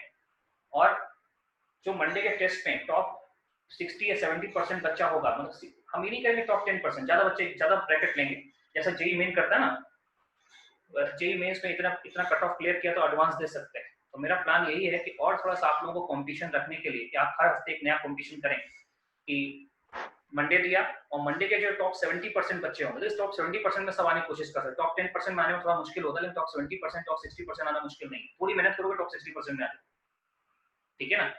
तो हमने प्लान किया, प्रपोजल है अभी कि मंडे के टेस्ट में जो टॉप 60 या 70% स्टूडेंट होंगे, ठीक है, उनको फ्राइडे का टेस्ट भी देना है, ठीक है। और फ्राइडे का टेस्ट थोड़ा एडवांस लेवल का होगा, वो जैसा एडवांस का पेपर आता ना, multi correct, matrix matching, passage, वैसा कुछ रहेगा, ठीक है। तो आप लोगों को क्या लगता है, ऐसा रखा जाए कि नहीं रखा जाए? क्या आप लोगों का क्या व्यू? रखा जाए सर। रखा जाए ना, क्योंकि इसमें मैं ये नहीं करूंगी, मैं ऐसा नहीं करूंगी नहीं टॉप 10 को या टॉप 5%, पूरा टॉप 60-70% को मौका देंगे, ठीक है ना। तो जो थोड़ी मेहनत करेगा टॉप 60% में आ जाएगा, मेहनत करना है, पीछे नहीं रहना। सर सिलेबस नहीं पता है। नहीं अभी तो बेटा देखिए, अभी इस फ्राइडे टेस्ट नहीं है, इस फ्राइडे टेस्ट नहीं है, इसीलिए मतलब सर इस वीक में कोई टेस्ट नहीं है ना? नहीं, कमिंग मंडे को टेस्ट है वीकली, वही वैसे ही कमिंग तो मंडे है। सर उसका एडवांस वाला उसका 2-3 दिन में एक बार तो रखें, सर जो मंडे को टेस्ट है उसका सिलेबस? बेटा उसका सिलेबस हम अभी डिक्लेयर कर देंगे आपको, ठीक है। मैं उस सिलेबस डिफाइन कर देते हैं उसका, ठीक है, प्रॉपर तरीके से नोटिस दे देंगे आपको। मैं फिलहाल अभी जो बात कर रहा हूँ बताइए कि हम लोग ये मेंस और एडवांस पैटर्न पे आगे बढ़े, आप लोग उसमें अच्छे से पार्टिसिपेट करेंगे? Yes sir. Yes sir. ठीक है ना? सर एडवांस वाला 2-3 हफ्ता में एक बार रखें। 2-3 हफ्ते में नहीं बेटा, उसमें क्या क्वेश्चन तो 15 ही आने हैं ना, ज्यादा क्वेश्चन थोड़ी, क्वेश्चन कम कर देंगे। जैसे मेंस में 15 क्वेश्चन आ रहे हैं ना, 2 घंटे का हो रहा है, फ्राइडे जो एडवांस करेंगे उसमें 10 क्वेश्चन देंगे। मतलब हम चाह रहे हैं कि आप उस टाइप के क्वेश्चन की प्रैक्टिस में डालें और आपको रहे कि हाँ मंडे अच्छा करना है, क्योंकि मंडे अच्छा करेंगे तभी हम फ्राइडे टेस्ट दे पाएंगे, तभी हम एलिजिबल होंगे इसके लिए, ठीक है। सर टॉपिक टेस्ट में भी तो एडवांस लेवल का क्वेश्चन रहता है। बेटा रहता है, लेकिन टॉपिक तो टेस्ट सर जो मंडे एंड फ्राइडे को टेस्ट होगा तो टॉपिक सेम होगा, लेवल ऑफ क्वेश्चन चेंज हो जाएगा। हाँ, मतलब एक मेंस पैटर्न पे मंडे का और फ्राइडे का एडवांस पैटर्न पे। हाँ बेटा, जो mains on the same topic. हाँ सेम टॉपिक ऑलमोस्ट, ठीक है। लेवल तो पहले बेटा लेवल क्या होता है ना, हम लोग जो मंडे टेस्ट देते हैं उसमें बहुत आसान क्वेश्चन नहीं देते हैं, ठीक है ना। कोशिश 15 क्वेश्चन में रहता है, 15 क्वेश्चन में कुछ इजी हो कुछ मॉडरेट हो, क्योंकि जब एक ही टेस्ट ले रहे थे उसमें आसान पेपर देने का क्या मतलब, वो तो अच्छा क्वेश्चन देना चाहिए, एडवांस लेवल की तैयारी हो, ठीक है। तो सर फिजिक्स सर्वर बहुत ज्यादा टफ आता है। Yes sir. फिजिक्स ज्यादा टफ आता है। Yes sir. Yes sir. तो उसके बाद आप लोग कोशिश करके बनाते नहीं बनता, उसके बाद भी बनाने का बहुत कोशिश करते हैं, नहीं क्वेश्चन बनता। बनता है, कभी कभी वो दोनों भी गलती हो जाता है। अच्छा चलिए, अभी क्या करेंगे हम लोग, क्वेश्चन का सॉल्यूशन नहीं मिलता। बेटा अब हम लोगों ने लॉकडाउन खुल जाने से सॉल्यूशन बनाना चालू नहीं किया। अब लॉकडाउन नहीं खुलेगा ना, अब सॉल्यूशन में दिया करेंगे आप लोगों को। लॉकडाउन नहीं खुलेगा तो क्या करेंगे, आप लोगों को सॉल्यूशन देंगे तो आप लोग कुछ कर पाएंगे, ठीक है। Yes sir. डिटेल्ड वाला सॉल्यूशन। हाँ डिटेल सॉल्यूशन, अभी तो आंसर की देना है, डिटेल सॉल्यूशन मिलेगा आपको, ठीक है, उसको हम प्रिपेयर करेंगे। तो अभी ये प्रपोजल जो था, मैं इस पे आपसे बात कर रहा था, तो देखिएगा मंडे के टेस्ट में इतना अच्छा परफॉर्म करिए कि आपको फ्राइडे भी देने का मौका मिले, ठीक है। हम ये नहीं करना चाह रहे किसी को एग्जाम कर दें, हम चाह रहे आपके तो कंपटीशन और बना रहे, नहीं हमको मंडे में अच्छा करना, नहीं तो टॉप 60% 70% नहीं है तो फ्राइडे टेस्ट हम नहीं दे पाएंगे, ठीक है। आपके अंदर ये बात आनी चाहिए, ऐसा लगा रहना चाहिए। और पता है हर दिन लगे रहोगे, हर दिन अपने आप को चेस करोगे ना, अपने आप को चैलेंज करोगे, नहीं हमको करना है तो आप कर ले जाओ, ठीक है। और ये लॉकडाउन में अगर हम अपना दिमाग भी लॉक कर दिए ना, तो फिर अल्टीमेटली जब 2 साल बाद या अगले साल एग्जाम दोगे ना, तो गवर्नमेंट को ज्यादा दिमाग, गवर्नमेंट ये सब पॉलिटिशियन होती है, या दिमाग नहीं लगाएंगे, ठीक है सही हो गया, कोई बात नहीं, वैसे ही टेस्ट करो। सोच लिया बहुत अच्छी चीज है, पर उसके चांसेस कम है, जब आप वोट नहीं ना देते हैं इसलिए आपके लिए नहीं सोचेंगे लोग। ठीक है, ठीक है बच्चों, प्रपोजल है, आप लोगों में से सभी लोग लगभग सपोर्ट कर रहे हैं, तो ये बात मैं रखूंगा, और अगर सारे बैचेस से ऐसे ही रिस्पांस आया तो इसको हम लोग लॉक कर देंगे। ठीक है, इस कमिंग संडे का टॉपिक मैं आपको बता दूंगा, आपके ग्रुप में मैं व्हाट्सएप कर दूंगा सबको। ठीक है, यस सर। तो बच्चों ये जो हमने देखा है एलिमिनेशन रिएक्शन, इसकी जो मैकेनिज्म हमने कंप्लीट की है, मुझे लगता है कि आप सब समझ तो गए होंगे क्या मैकेनिज्म है एलिमिनेशन का। ठीक है, ये रिएजेंट लेते हो, ये H2SO4 heat, H3PO4 heat, K2O4 heat, या खाली H+ नहीं लेंगे, ये E1 देंगे। रिएक्टेंट यही, कैटलिस्ट रिएजेंट चेंज किया तो E2 भी हो सकता है और E1CP भी हो सकता है, सेम रिएक्शन। फिलहाल हमारा फोकस इन 3 पे है, इनको ऐसे याद रखिए। ठीक है, तो एक काम करते हैं, मैं पहले आपको क्वेश्चन देता हूं और फिर हम इस E1 की कैरेक्टरिस्टिक लिखा दें जो हमने पढ़ा है। एक क्वेश्चन आप ट्राई करिए। अच्छा, इसका प्रोडक्ट क्या हो जाएगा, इसका जो प्रोडक्ट यहाँ जो क्वेश्चन मार्क लगा था, इस क्वेश्चन मार्क में लिख दो। प्रोडक्ट हमारा अगर एक ही प्रोडक्ट लिखना हो तो ये लिखना है CH3 डबल बॉन्ड CH और CH3। देख लो जरा, OH कहाँ लगा था, अरे OH यहाँ लगा था, डबल बॉन्ड कहाँ है, डबल बॉन्ड यहाँ पे आया, यहाँ डबल बॉन्ड आया। देखो प्रोडक्ट का डबल बॉन्ड यहाँ आया, क्यों आया, ऊपर मैकेनिज्म को तो सोचोगे तो ना ऐसा आएगा, मैकेनिज्म से नहीं सोचोगे तो क्वेश्चन नहीं कर पाओगे इसको कि सर OH यहाँ था लेकिन डबल बॉन्ड यहाँ पे आया, क्यों आया, पूरी मैकेनिज्म। H+ आयन अटैक किया ऑक्सोनियम आयन, ऑक्सोनियम आयन से वाटर हटा, कार्बोकैटायन रीअरेंज हुआ, तब तक वो तो मैक्सिमम स्टेबल नहीं हो गया। मैक्सिमम स्टेबल होने के बाद क्या हुआ, अल्फा हटा दिया, डबल बॉन्ड आ गया। ठीक है, अल्फा हटा के डबल बॉन्ड आ गया वहां पे।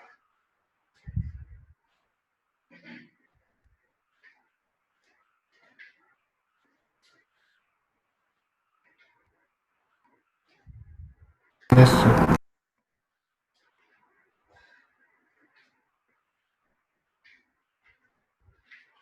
तो एक क्वेश्चन दे रहा हूं, करिएगा, फिर हम उस क्वेश्चन का मतलब जो भी लिखा है इसको स्टेप बाय स्टेप लिखा देंगे आपको कैरेक्टरिस्टिक्स ऑफ E1 में। ठीक है,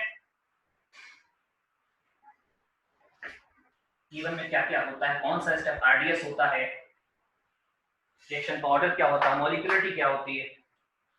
ओके, लिखे एक क्वेश्चन लिखे ऐसे,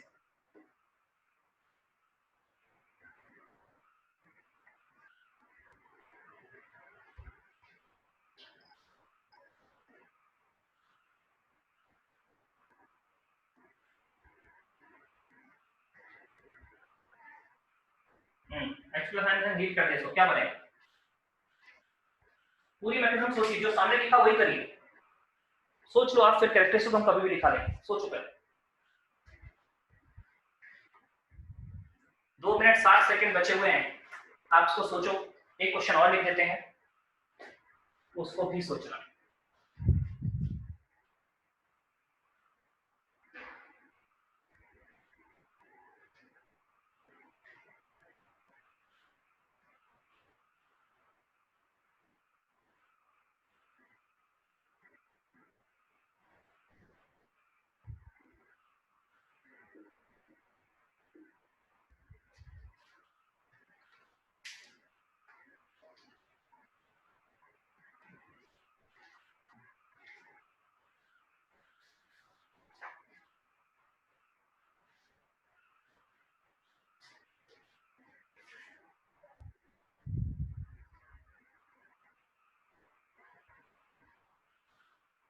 क्योंकि यहाँ पे पहले वाले में शायद रिंग एक्सपेंशन होगा, 5 नंबर रिंग के अगले एटम पे चार्ज रिंग एक्सपेंशन होता है।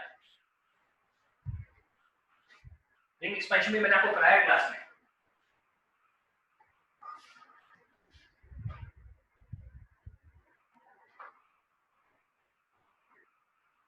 पहले वाले में टॉप में आ जाएगा फिर डबल बॉन्ड। आवाज आपका कट रहा वाला, तो पहले वाले में रिंग में आएगा टॉप पे एकदम। हाँ पहले वाले का आंसर तो मैं बता दूंगा, रिंग में ही आएगा। पहले वाले का आंसर ये होगा, ये सर हेक्सीन आना चाहिए। साइक्लोहेक्सीन। Yes sir. हाँ, दूसरे वाले का आंसर क्या होगा, देखो इसमें एक भी बॉन्ड नहीं था, एक आ गया, इसमें 2 ऑलरेडी है, एक और आ जाएगा, सोच के देखो। शायद इसका आंसर बेंजीन होगा। शुरू में किसी ने पूछा था क्या इससे बेंजीन बना सकते हैं? बिल्कुल बेंजीन। हाँ, इससे बेंजीन बन सकती है। अपनी अपनी कॉपी में आप मैकेनिज्म लिखिए, है ना, मैकेनिज्म लिखिए, फिर थोड़ी देर में हम इससे बात करेंगे, ठीक है। 1 मिनट बचा हुआ है।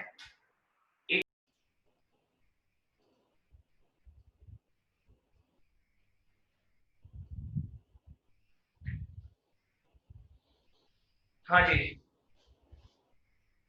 तो क्या कोई मैं क्वेश्चन डिस्कस करूं या आपने कर लिया? किसी ने क्वेश्चन डिस्कस करना तो बताइए। कर दीजिए। कर दीजिए सर। भाई कर दिए। पहले फर्स्ट क्वेश्चन देखते हैं। देखो फर्स्ट में क्या है, फर्स्ट में ये ऐसा दिया हुआ है, ऐसा ऑब्वियसली H प्लस साइन आएगा, तो H प्लस साइन पहले आएगा, ये इस पे अटैक करेगा, ऑक्सिजन आयन पहले तो ऑक्सिजन आयन बनेगा, ऑक्सिजन आयन ऐसा बनेगा, ये OH H यहाँ जुड़ जाएगा, ऑक्सिजन आयन बना, बिल्कुल वैसे ही जैसे कि ऑक्सिजन यहाँ बना था, यहाँ बना। फिर क्या है, इससे एक वाटर निकलेगा, ये माइनस और प्लस, तो ऑक्सिजन आयन से कार्बोकेटाइन निकलेगा, जैसा कि यहाँ निकला था, ये ऐसा बन गया।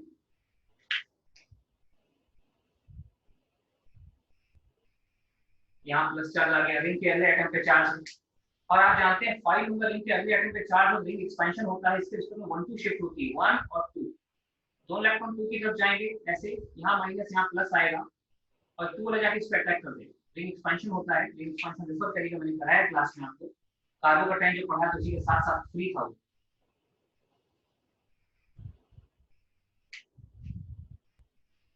देखिए कि 2 वाला जो है ना जाके इस पे अटैक कर देगा, 1 यहाँ 2 यहाँ, 2 वाला वहां जुड़ गया, इसको 1 प्लस चार्ज। तो अल्टीमेटली 6 नंबर रिंग होगी, रिंग होगी कैसी, इसको ऐसे बना सकते हैं, ऐसे, ये ऐसे, मान लो 1 2 किसी को नाम दे दो। सर ये एरो के नीचे वाला एक बार और समझाइएगा। यहाँ आ गया 1 कार्बन 1, यहाँ कार्बन 2, यहाँ प्लस चार्ज, ठीक है। कौन सा वाला का बात कर रहे हो, ये वाला हाइड्राइड शिफ्ट कर ये ना। Yes sir. एक और बार समझाइए। बेटा जो नीचे किया है ना उसी को आप एक बार समझो, इसका ये समझ गया तो देखो, पहले यहाँ H प्लस साइन अटैक किया, हमने H प्लस को अटैक किया, फिर यहाँ वाटर लीक किया था, यहाँ प्लस चार्ज आया, तो हमने यहाँ पे वाटर को लीक करा, यहाँ प्लस चार्ज आया। अब प्लस चार्ज में क्या हो गया, 5 नंबर रिंग और उसके अगले कार्बन पे चार्ज। याद करिए कार्बोकेटाइन का रीअरेंजमेंट, अगर 5 नंबर रिंग के अगले एटम पे चार्ज होता था, 5 नंबर रिंग के अगले एटम पे चार्ज होता था, तो क्या बनता था, उसका अरेंजमेंट कैसे होता था, 5 नंबर रिंग के अगले एटम पे चार्ज कैसे होता था, 5 नंबर रिंग के अगले एटम पे चार्ज है, और अगर 5 नंबर रिंग के अगले एटम पे चार्ज है तो ये रिंग एक्सपेंशन होता था। याद होगा मैंने आपको जो पढ़ाया था, कार्बोकेटाइन जो पढ़ाया था वो रिफर करिए कार्बोकेटाइन, वहां बताया था कि अगर ऐसा है, ये ऐसी रखो ना, रखो ऐसा कुछ है यहाँ पे, तो ये 5 नंबर रिंग के अगले एटम पे चार्ज रिंग एक्सपेंशन होगा, कैसे 1 2, दोनों इलेक्ट्रॉन 2 की तरफ जाएंगे, बॉन्ड ऐसे टूटेगा, ये जाके इस पे अटैक है ना, यहाँ माइनस चार्ज यहाँ प्लस चार्ज, रिंग 6 नंबर पे वही तो वहां हो रहा है, दोनों इलेक्ट्रॉन 2 की तरफ गए, 1 टूटा, 2 वाले जाके इस प्लस पे अटैक किया, 1 पे प्लस चार्ज आगे बन गया, ये इसलिए ऐसा। मैंने कहा ये रीअरेंजमेंट के लिए पढ़ के रखेंगे नेक्स्ट क्लास में, इवन के लिए रीअरेंजमेंट बहुत जरूरी है, बिना रीअरेंजमेंट के इवन नहीं होगा। बहुत सारे क्वेश्चन इवन के हैं तो इस सिर्फ और सिर्फ रीअरेंजमेंट सही होंगे। तो बच्चों ये बन गया। अभी क्या है, क्या अब बताओ इसकी स्टेबिलिटी, कार्बोकेटाइन बनाओ, रीअरेंजमेंट सोचना है, एक बार रिंग एक्सपेंशन हो गया, अभी क्या और स्टेबिलिटी आ सकती है, नहीं सर, और कोई स्टेबिलिटी नहीं है, तो क्या करोगे, क्या और कोई स्टेबिलिटी नहीं थी, इसके केस में अल्फा H हटा ना, ये H4 आ रहा था पिक्चर में, जो भी जो भी बेस होगा वो आएगा, और यहाँ से इसके रिस्पेक्ट में अल्फा H हटाएगा, कौन सा अल्फा H है, या तो यहाँ से या तो यहाँ से, दोनों सेम, कहीं से भी H हटाएगा, चाहे यहाँ से H हटेगा या फिर यहाँ से H हटेगा, कहीं से भी H हटेगा और वहाँ डबल बॉन्ड हीट करने पे आ जाएगा। ऐसा देखिए, कहीं से भी H हटाइए, दोनों में से कहीं से भी H हटाइए, H यहाँ से हटाइए, H वहाँ से, कहीं से हटाइए, और आप देखिए मुझे लगता है प्रोडक्ट ऐसा आ जाएगा, ये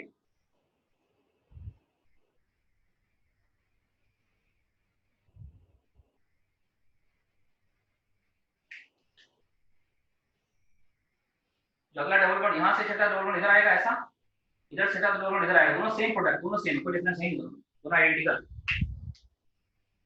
ठीक है, तो पहला जो प्रोडक्ट बना था ये, वो ऐसे बना, अटैक ऑक्सीजन आयन, वाटर अटा, कार्बोकेटायन, रिंग एक्सपेंशन हुआ, 6 नंबर रिंग में अल्फा छठा एल्कीन बन गया,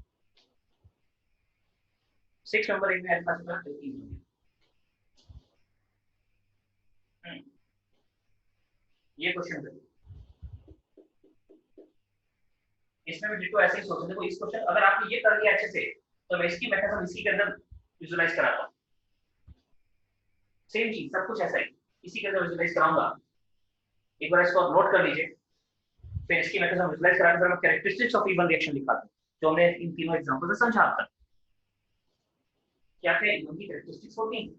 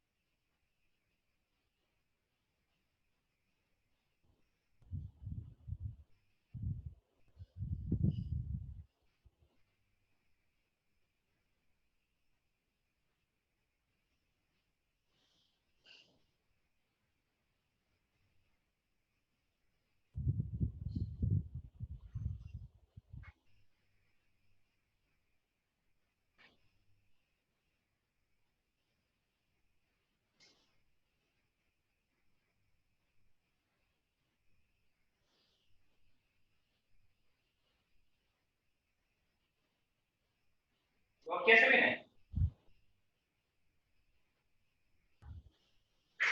जैसे चलो बच्चों दूसरा मैं इसकी मैकेनिज्म, इसकी मैकेनिज्म को यही विजुलाइज करो, इस वाली की मैकेनिज्म को विजुलाइज करो इसी में, तो साथ देखो ध्यान ऐसे, इसका खाली दो डबल बॉन्ड पहले से थे, जो पहले से ऐसे लाइन पहले से रहेंगे, कहीं निकल थोड़ी जाएंगे।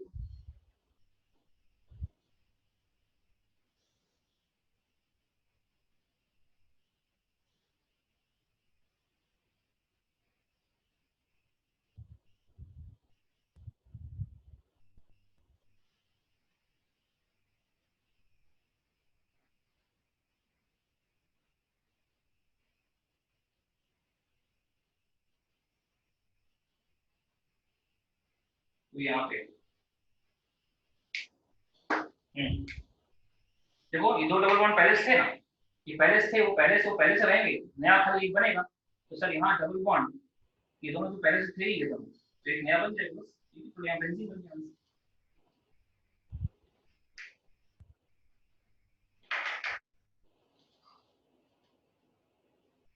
Yes sir.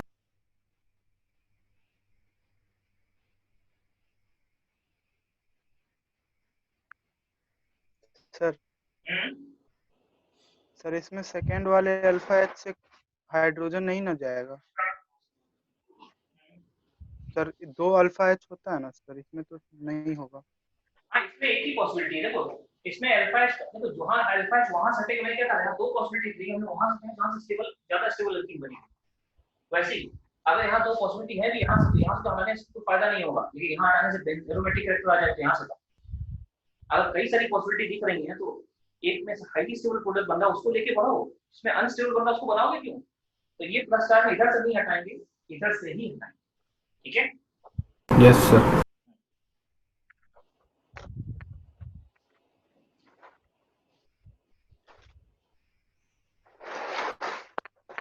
इसमें भी दो केस बन सकता है ना, अगर दूसरा साइड में फेसिंग किया हुआ रहता डबल बॉन्ड। हाँ हाँ बिल्कुल, नहीं दूसरा साइड में फेसिंग किया रहता तो सर मान लीजिए जैसे अभी तो लेफ्ट साइड में वर्टिकल वाला दिया हुआ है, वो अगर राइट साइड बने। बिल्कुल, लेकिन प्रोडक्ट सेम बनता, बेंजीन ही बनता प्रोडक्ट। Yes sir. एक सेकंड, अब क्वेश्चन कर ही लिया है, इस पे करो जरा, इसका आंसर बताओ। अगर ये सब समझ गए दोनों, तो मुझे लगता है ये क्वेश्चन आपको आना चाहिए, आप कर सकते हैं। ये OH बारी बारी से दोनों वेज को, एक बार इस वेज को रिएक्ट कराओ, पूरी रिएक्शन कराओ, जब हो जाए फिर इस वेज को रिएक्ट कराओ, फिर पूरी रिएक्शन कराओ, देखो क्या बनता है इसका को साइमल्टेनियसली। हाँ, वन बाय वन, पहले एक को कराओ, जैसे एक OH रिएक्ट कराया ना, एक OH को पूरा रिएक्ट करा लिया, कुछ बना, फिर उसमें जो दूसरा OH बचा उसको फिर रिएक्ट करो।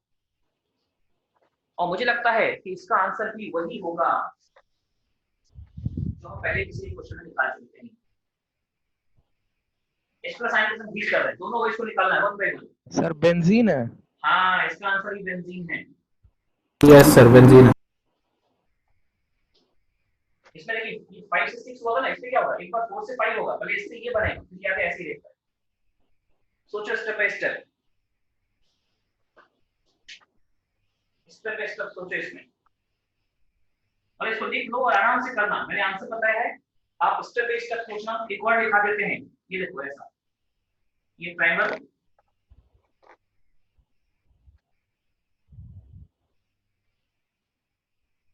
OH OH OH, और इसका आंसर भी मुझे लगता है बेंजीन ही होगा। आप लोग दिमाग लगा सोचिएगा आराम से, हिंट मैंने दे दिया तीनों का, है ना। यस सर, एक एक रिंग बढ़ते चले। बस बस, जो आंसर बी का है वही सी का, वही डी का, बी सी डी का आंसर सेम है। आराम से मैकेनिज्म जरूर बनाना घर में। अभी जो नोट्स बना रहे हो वहाँ एक पेज जगह जरूर छोड़ना ताकि इसकी मैकेनिज्म देख पाओ। अगर जिनको जरा सा भी डाउट है मैकेनिज्म बनाए, जरा सा भी डाउट अगर है तो मैकेनिज्म जरूर बनाइए, ठीक है। तो मुझे लगता है मैं आपको कैरेक्टरिस्टिक दिखा सकता हूँ इवन रिएक्शन की, क्योंकि जो हमने इतना कर लिया है समझ लो अब होगा क्या इसमें। तो इसको लिख देते हैं, टेक्निकल वर्ड कौन कौन से यूज होते हैं, कैसे लिखा जाता है वो पता होना चाहिए, ठीक है। आइए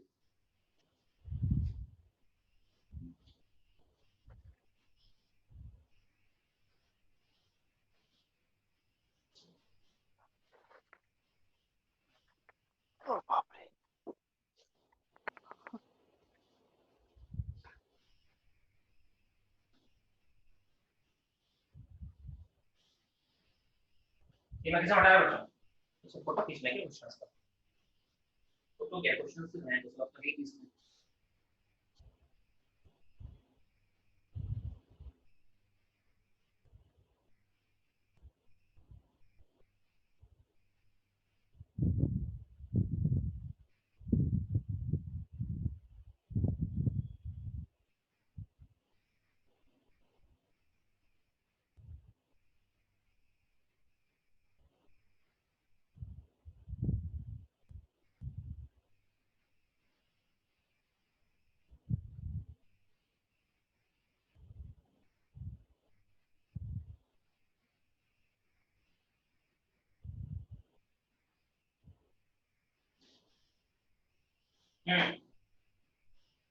तीनों का आंसर बेंजीन है। अब आप कृपया लिखें characteristics of even mechanism, characteristics of even mechanism. मैं और क्वेश्चन दूंगा आपको करने के लिए भी, बहुत अच्छे इवन, बहुत इंपॉर्टेंट इवन रिएक्शन और रीअरेंजमेंट का एक इनपुट लगता है, जो मैंने आपको कार्बोकैटायन पढ़ाते समय बताया था, hydride shift, methyl shift, phenyl shift, bond shift. एक बार इसको रिवाइज जरूर कर लेना, तो अगली क्लास में और अच्छी होगी, ठीक है। देखिए कैरेक्टरिस्टिक्स ऑफ इवन, पहला point,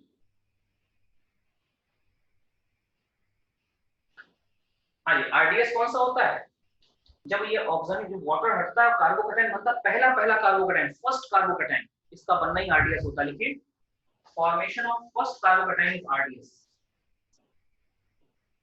formation of first carbocation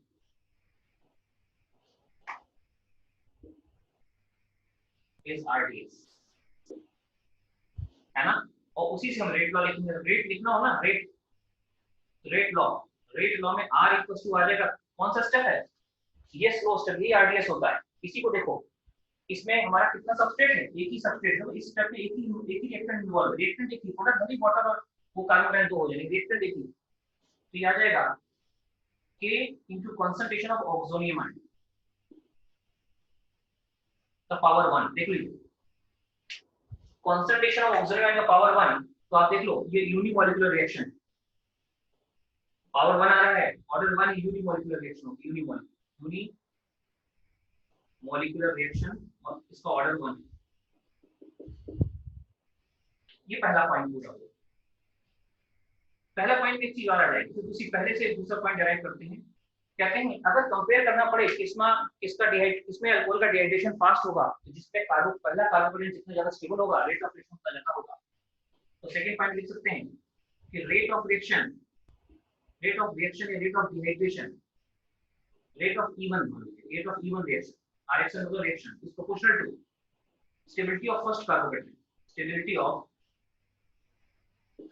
first carbocation. बच्चों फर्स्ट कार्बोकेटाइन हम क्यों बोल रहे हैं? इसलिए बोल रहे हैं क्योंकि रीअरेंजमेंट हुआ तो एक कार्बोकेटाइन बना, फिर एक और बना। हमें रीअरेंजमेंट के बाद वाले कार्बोकेटाइन नहीं सोचते, हमें पहला कार्बोकेटाइन सोचना है। पहला कार्बोकेटाइन कौन सा? Very first. सर क्या लिखे, यूनिमोलिकुलर रिएक्शन क्या? यूनिमोलिकुलर रिएक्शन मतलब इसकी अरे पावर 1 है ना, एक टर्म होता है यार काइनेटिक्स में, टर्म होता है मॉलिक्यूलरिटी। ऑर्डर तो मैंने बताया होगा, लेकिन वहां मॉलिक्यूलरिटी होता है। तो जो पावर होता है ना, कॉन्सेंट्रेशन में जो पावर होती है इसी को ऑर्डर बोलते हैं। फिलहाल आप यही मान लो, यही मॉलिक्यूलरिटी, ठीक है। काइनेटिक्स में और डिटेल में बताया जाएगा, और मॉलिक्यूलरिटी ऑर्डर में थोड़ा डिफरेंस है, बट जब तक काइनेटिक्स नहीं पढ़ते तो मान के चलिए कि हाँ जो पावर है इसी को ऑर्डर है। पावर 1 कैसे हुआ? पावर 1 कैसे हुआ? इस रिएक्शन में ये जो रिएक्शन जो आरडीएस था, इस आरडीएस को देखिए, आरडीएस में हमारे रिएक्टेंट का कोएफिशिएंट कितना था? 1 था, एक ही रिएक्टेंट था ना। याद करिए रेट लॉ या लॉ ऑफ मास सेक्शन कैसे, रेट लॉ कैसे लिखते थे, लॉ ऑफ मास सेक्शन कैसे लिखते थे, वैसे ही जो स्लो स्टेप है उसका कोएफिशिएंट 1 है तो पावर 1 होगा। अच्छा सर ये हाँ बोलते रहे सर ऑर्गेनिक के बाद फिजिकल स्टार्ट होगा ना? हाँ जी, इस चैप्टर के बाद हाइड्रोकार्बन के बाद हम लोग डिस्कस करेंगे क्या करना है, ठीक है ना। सर फिजिकल सेकंड पॉइंट एक बार क्या लगता है? अभी आवाज नहीं आ रही, अभी आपकी आवाज नहीं आ रही। सर सेकंड पॉइंट एक बार पढ़िए ना। सेकंड पॉइंट लिखा है rate of reaction, rate of E one reaction, rate of E one reaction is proportional to stability of first carbocation. इसमें क्वेश्चन दे रहे हैं, क्वेश्चन है compare rate of dehydration of following. ये इसी पे बेस्ड है। पहला ये हम इसका डिहाइड्रेशन कराएंगे, देखो बच्चों इसका यहाँ अल्कोहल का, फिर हमने इसका डिहाइड्रेशन कराते इसका, यहाँ OH होता, फिर इसका डिहाइड्रेशन कराते यहाँ OH होता। तो कहते इसका रेट ज्यादा होता, इसका रेट अगर होता, ये फर्स्ट स्ट्रक्चर है, ये सेकंड स्ट्रक्चर है, ये थर्ड स्ट्रक्चर है, तो हम सोचते क्या कि किस आउट ऑफ दीस थ्री सबका कार्बोकेटाइन क्या बनेगा, मतलब सबके OH पे पहले H+ आयन जोड़ते, सब ऐसा ऑक्सीजन बनाते, सबके ऑक्सीजन बनाते, सबका वाटर हटाते। देखिए यहाँ ये जब वाटर हटता ना, वाटर बनके पॉजिटिव चार्ज यहाँ आता, ये जब हटता तो पॉजिटिव चार्ज यहाँ आता, ये जो हटता तो पॉजिटिव चार्ज यहाँ आता। जब अपने दिमाग में बताइए क्या लगता है, ये खाली 2D कार्बोकेटाइन है यहाँ, जबकि अलाइड इसमें रेजोनेंस है यहाँ से, है ना। Yes sir. और इसमें रेजोनेंस एक्सटेंडेड रेजोनेंस है यहाँ पे। तो ज्यादा स्टेबल कार्बोकेटाइन किसका है, पहले का, दूसरे का, तीसरे का? थर्ड का। हाँ, तो हमारा इसका आंसर ऐसा आ जाएगा कि रेट ऑफ रिएक्शन ये होगा। तो ये जो हमने लिखा है ना, ऐसा क्वेश्चन जब भी मिलेगा, रेट ऑफ इवन रिएक्शन क्या करोगे, जो भी कंपाउंड दिया है उससे फर्स्ट कार्बोकेटाइन बनाओ, जिसका फर्स्ट कार्बोकेटाइन बनाओ, यहाँ से जिसका फर्स्ट कार्बोकेटाइन स्टेबल बनेगा उसका रेट ज्यादा होगा। More the stable first carbocation, higher will be the rate of reaction. More the stable first carbocation, higher will be the rate of reaction.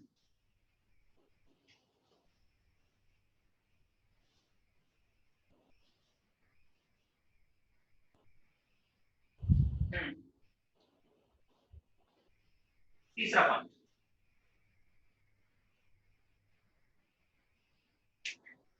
ये बताइए इवन कब होगा।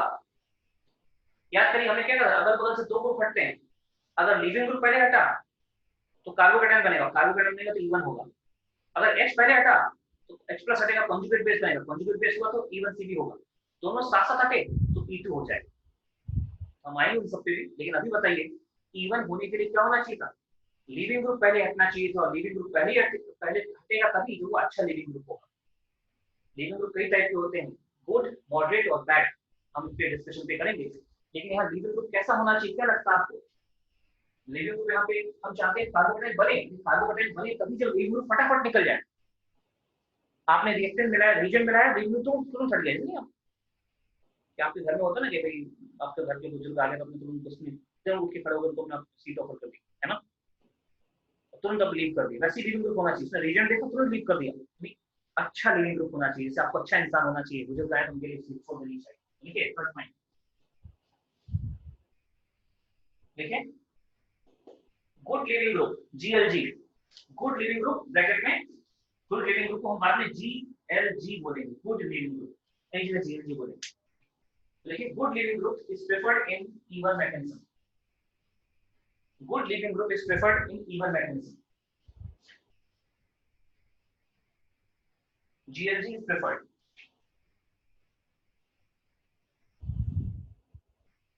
ठीक है ना? Yes, sir. चौथा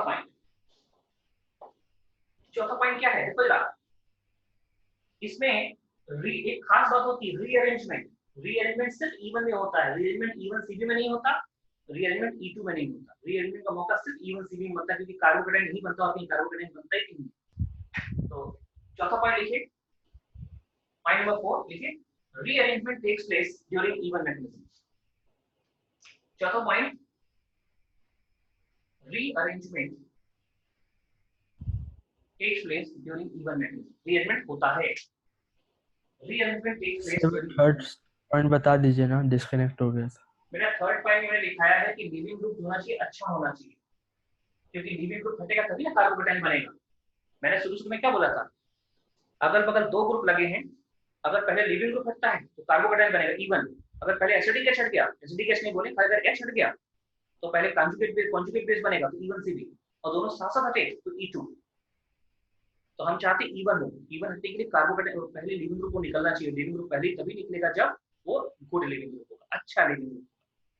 अब मैंने बोला था कि जैसे आपके घर के बुजुर्ग आते हैं, या आपके घर के नहीं कहीं से बुजुर्ग आते हैं आपके घर में, तो आप इसकी छोड़ देते, तो आप अच्छे इंसान हो, समझे ना। वैसे अच्छा लिविंग ग्रुप होना चाहिए। अच्छा लिविंग ग्रुप मतलब जो रिएजेंट आया आपने जगह छोड़ दिया, लीव कर दिया। सर फर्स्ट पॉइंट पे R का क्या यूज है, मतलब R हम लोग कब फाइंड करें? रेट,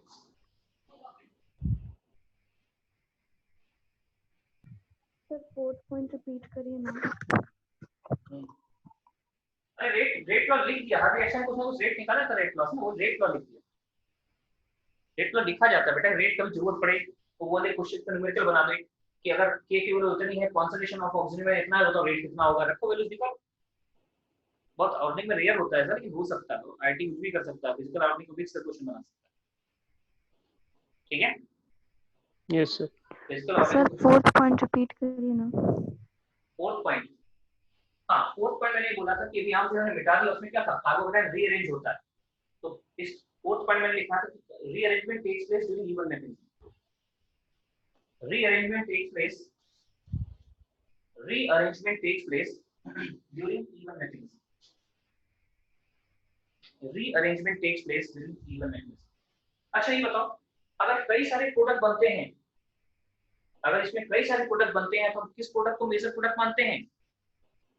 हम किस प्रोडक्ट को मेजर, ज्यादा स्टेबल होता है, टेक्निकली क्या लिखना चाहिए, सेटजेफ एल्कीन या हॉफमैन एल्कीन? सेटजेफ एल्कीन। ठीक है, तो पांचवा पॉइंट लिखिए, हां जेटसेफ या सेटजेफ कैसे लिखना चाहिए? सेटजेफ alkene will form as major product. सेटजेफ को आगे ब्रैकेट जरूर लिखिएगा, मोर स्टेबल। सेटजेफ एल्कीन का मतलब होता है more stable. सेटजेफ alkene will form as major product.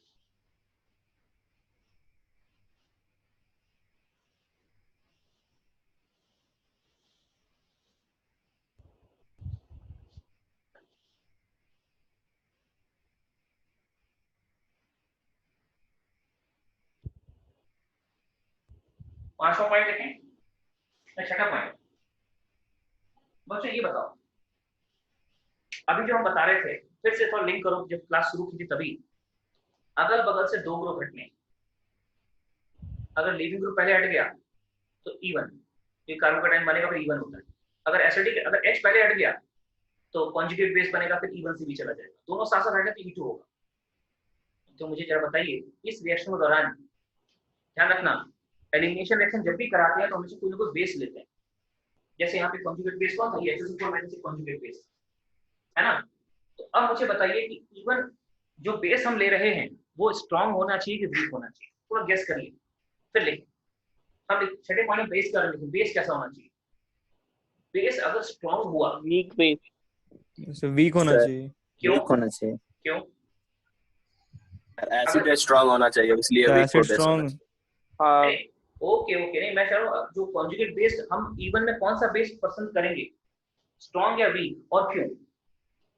Sir weak base. Weak base क्यों? अगर स्ट्रांग ले लें तो क्या हो जाएगा? सर स्ट्रॉन्ग ले लेंगे तो सर वो ज्यादा एसिड वीक हो जाएगा तो H+ नहीं एसिड रिलीज वीक हो करेगा। जाएगा। तो फिर एसिड वीक हो जाएगा। एक और हो जाएगा, एक और हो जाएगा। अगर बगल से दो ग्रुप हटने ना और हमने बेस स्ट्रांग ले लो, पहले H को हटाएगा, H को हटाएगा इवन सीडी में पाथ फॉलो करेगा, पहले लीविंग ग्रुप नहीं हट पाएगा, पहले H, अगर बेस स्ट्रांग हो तो पहले H को हटाने लगेगा तो इवन सीडी पाथ पे जाने लगेगा। तो जो बेस होना चाहिए वो कैसा होना चाहिए, वो यहाँ वीक होना चाहिए, इवन में वीक होना चाहिए। हाँ, वीक बेस पसंद करते हैं, हड़बड़ी नहीं है उसको, वो आखिरी में जब सब सारा ग्रुप स्टेबल कार्बोकेटाइन बन गया तो आखिरी में खाली वो X को हटाए आखिरी में। ये अगर ये स्ट्रांग बेस हुआ तो बीच में हड़बड़ी के बीच में सारे स्टेप को इंटरेक्ट करेगा, हर जगह अपने बेसिक कैरेक्टर दिखाए, दादागिरी दिखाएगा, हम तो बेस है H हटाएंगे, हर स्टेप को डिस्टर्ब करेगा। इसलिए बेस किसी स्टेप को डिस्टर्ब ना कर पाए, खाली आखिरी स्टेप में आए खाली H को हटाने के लिए, वो तभी संभव वो वीक बेस हो। अदरवाइज स्ट्रांग होने पे वो बीच के हर स्टेप में वो पहले कोशिश करेगा कि हम H को हटा दें, H को खींच दें, जहां H लेके खींच दें। इसलिए बेस कैसा पसंद करेंगे यहाँ पे, वीक, उसे अटैक करने की कोई जल्दी ना हो, अंत में जब सब कुछ हो गया तो खाली H हटाए। देखिए ना, चौथा 6 point, weak base is preferred, weak base is preferred during, weak base is preferred during even CD mechanism. Weak base is preferred. Sorry, weak base is preferred during even mechanism. Weak base is preferred during even mechanism. अच्छा, दो छोटी छोटी बातें और लिख लें, छठा point एक, सातवां पॉइंट लिखें। बच्चों चूंकि हम चाहते हैं कार्बोकेटाइन बने, कार्बोकेटाइन बने यानी प्लस चार्ज आए, और कार्बोकेटाइन के बनने को फेवर करने के लिए सॉल्वेंट होना चाहिए, तो चारों तरफ का मीडियम होना चाहिए, वो पोलर होना चाहिए ताकि बॉन्ड को पोलराइज करे और कार्बोकेटाइन बनाए। तो कार्बोकेटाइन बनने के लिए जिस मीडियम में रिएक्शन हवा में तो होगी, रिएक्शन हवा में तो टकराएंगे नहीं, तो किसी न किसी सॉल्वेंट डालेंगे, सॉल्वेंट में फ्लोट करते हुए उसमें टकराएंगे, समझे? तो क्या करेंगे, जो हमारा सॉल्वेंट होना चाहिए जिसमें रिएक्शन हो रही है वो कार्बोकेटाइन बनने को फेवर करना चाहिए, तो तभी होगा जो वो पोलर होगा। अगर वो नॉन पोलर होगा तो कार्बोकेटाइन बनने को फेवर नहीं करेगा। पोलर होना चाहिए, उसमें प्रोटॉन होना चाहिए। प्रोटॉन का क्या रोल है ये हम अल्का हैलाइड में डिस्कस करेंगे डिटेल में, तो लिखें ना छठा point, polar protic solvent PPS, polar protic solvent is preferred, polar protic solvent is preferred for easy formation of carbocation. Polar protic solvent is preferred for easy formation of polar protic, not proton. Polar protic solvent is preferred for easy formation of carbocation. और आखिरी में ध्यान रखिएगा, elimination reaction कोई भी हो heat करने पे ही होती है, तो यहाँ पे जो एलिमिनेशन रिएक्शन है वो हाई टेम्परेचर पे होती है। तो हाई टेम्परेचर किसी एलिमिनेशन तभी होगा जब टेम्परेचर हाई होगा। देखिए हाई टेम्परेचर इज प्रेफर्ड, सातवां point, high temperature is preferred for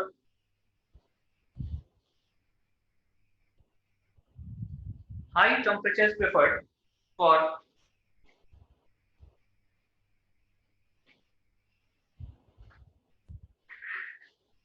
high temperature is preferred for even mechanism. So for elimination, so देखिए high temperature is preferred for elimination. Bracket में लिखिए E1, E2, E1, CD all. High temperature सब में लिखना है, ठीक है ना? High temperature is preferred for elimination. Bracket में E1, E2, even CV all bracket close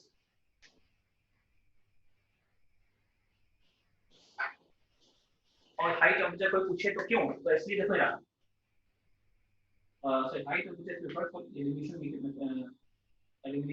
reaction that will be given into all लिखा even CV all लिखा bracket close आगे लिखें उसी में bracket close करके लिखें hence elimination reactions are endothermic hence elimination reactions are endothermic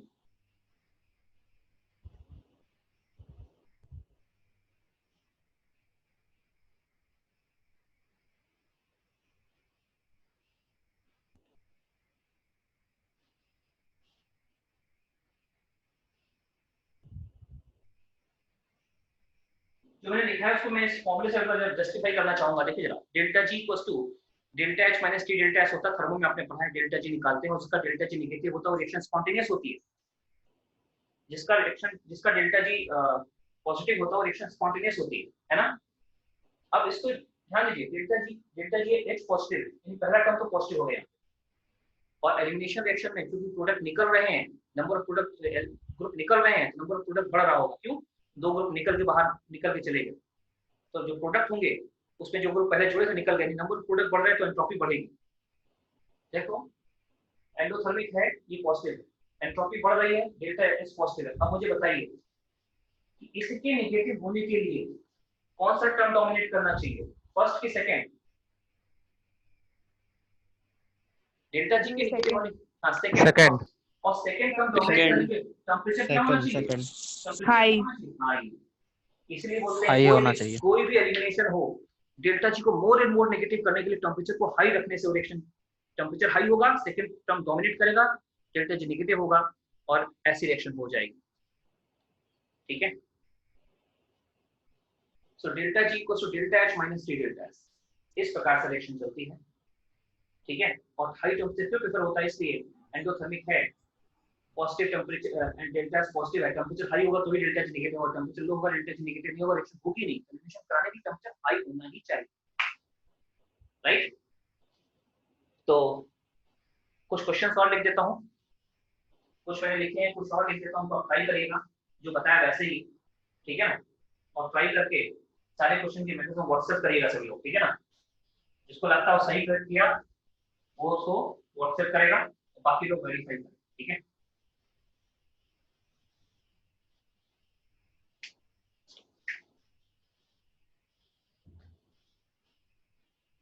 मैंने सभी लोग अपनी मैकेनिज्म डालें, दूसरी मैकेनिज्म चेक करें सही किया गलत किया। देखिए हालांकि मैंने क्वेश्चन आपको कराया है, फिर भी एक बार आप देखें।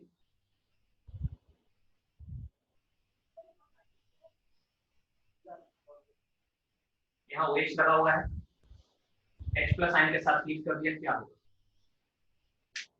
ठीक है, सोचिएगा।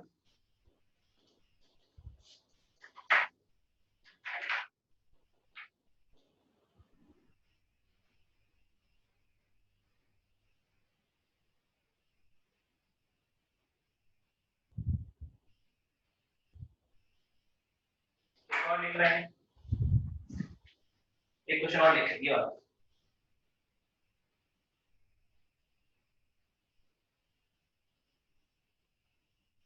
इसमें मेजर प्रोडक्ट ढूंढना बच्चों, बनेंगे कई लेकिन मेजर कौन सा बनेगा? तो सारे प्रोडक्ट लिखिएगा, फिर बाद में दिमाग लिखिएगा मेजर प्रोडक्ट कौन सा बना।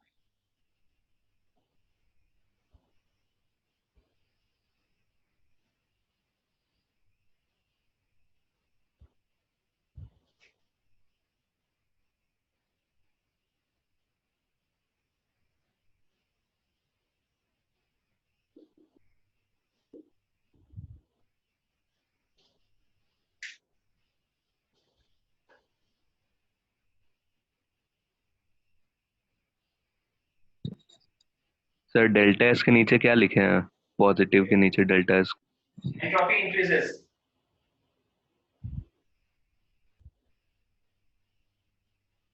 इसके पॉजिटिव नीचे लिखा है एंट्रोपी बढ़ जाती है, ठीक है।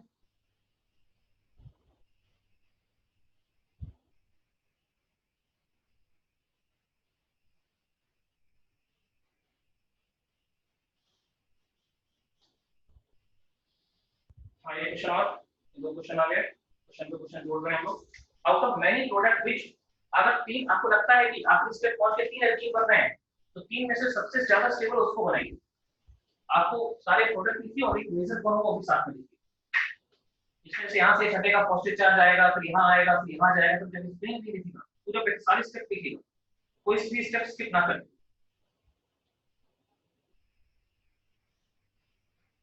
इसमें भी कई एल्कीन आपको नजर आएंगे, लेकिन एक मेजर होगा।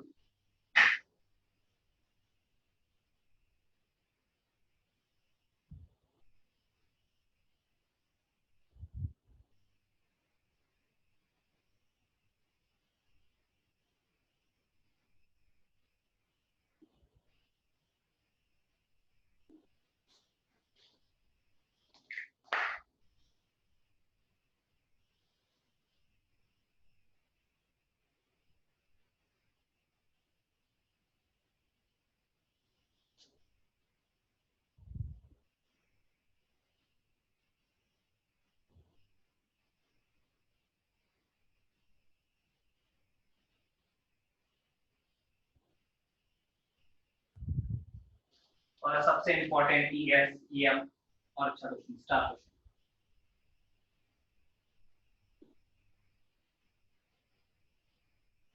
H plus 90 equal to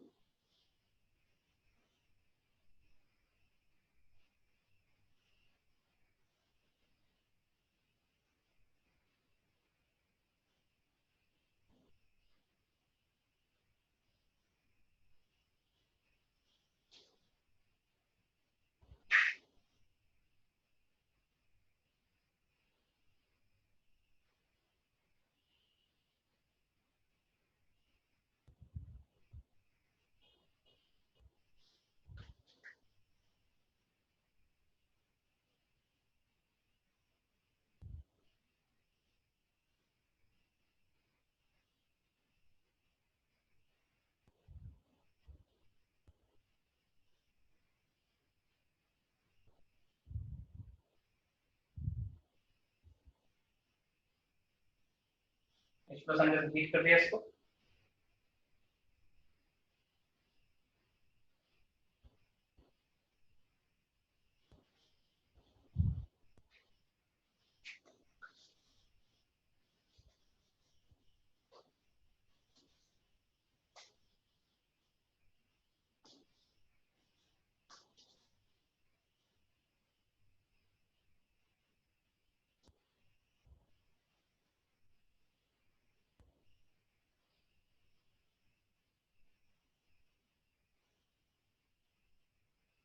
सारा गेम रीअरेंजमेंट का है, ठीक है ना। आई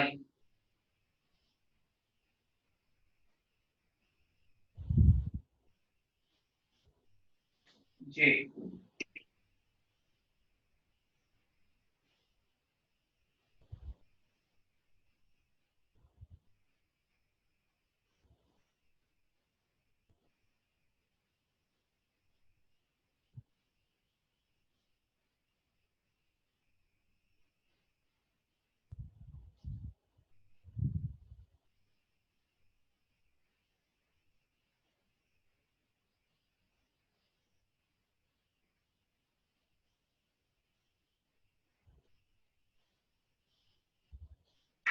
ये क्वेश्चन स्टार क्वेश्चन है, ये भी स्टार क्वेश्चन है। दो प्रोडक्ट हैं ए और बी, और ए और बी आपस में एनिशियोमर्स हैं, तो इसे सोचना है एनिशियोमर्स कैसे होंगे।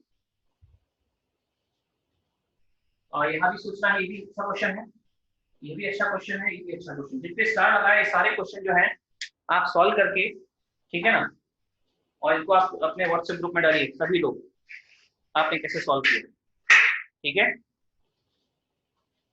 सभी लोग व्हाट्सएप ग्रुप में डालें।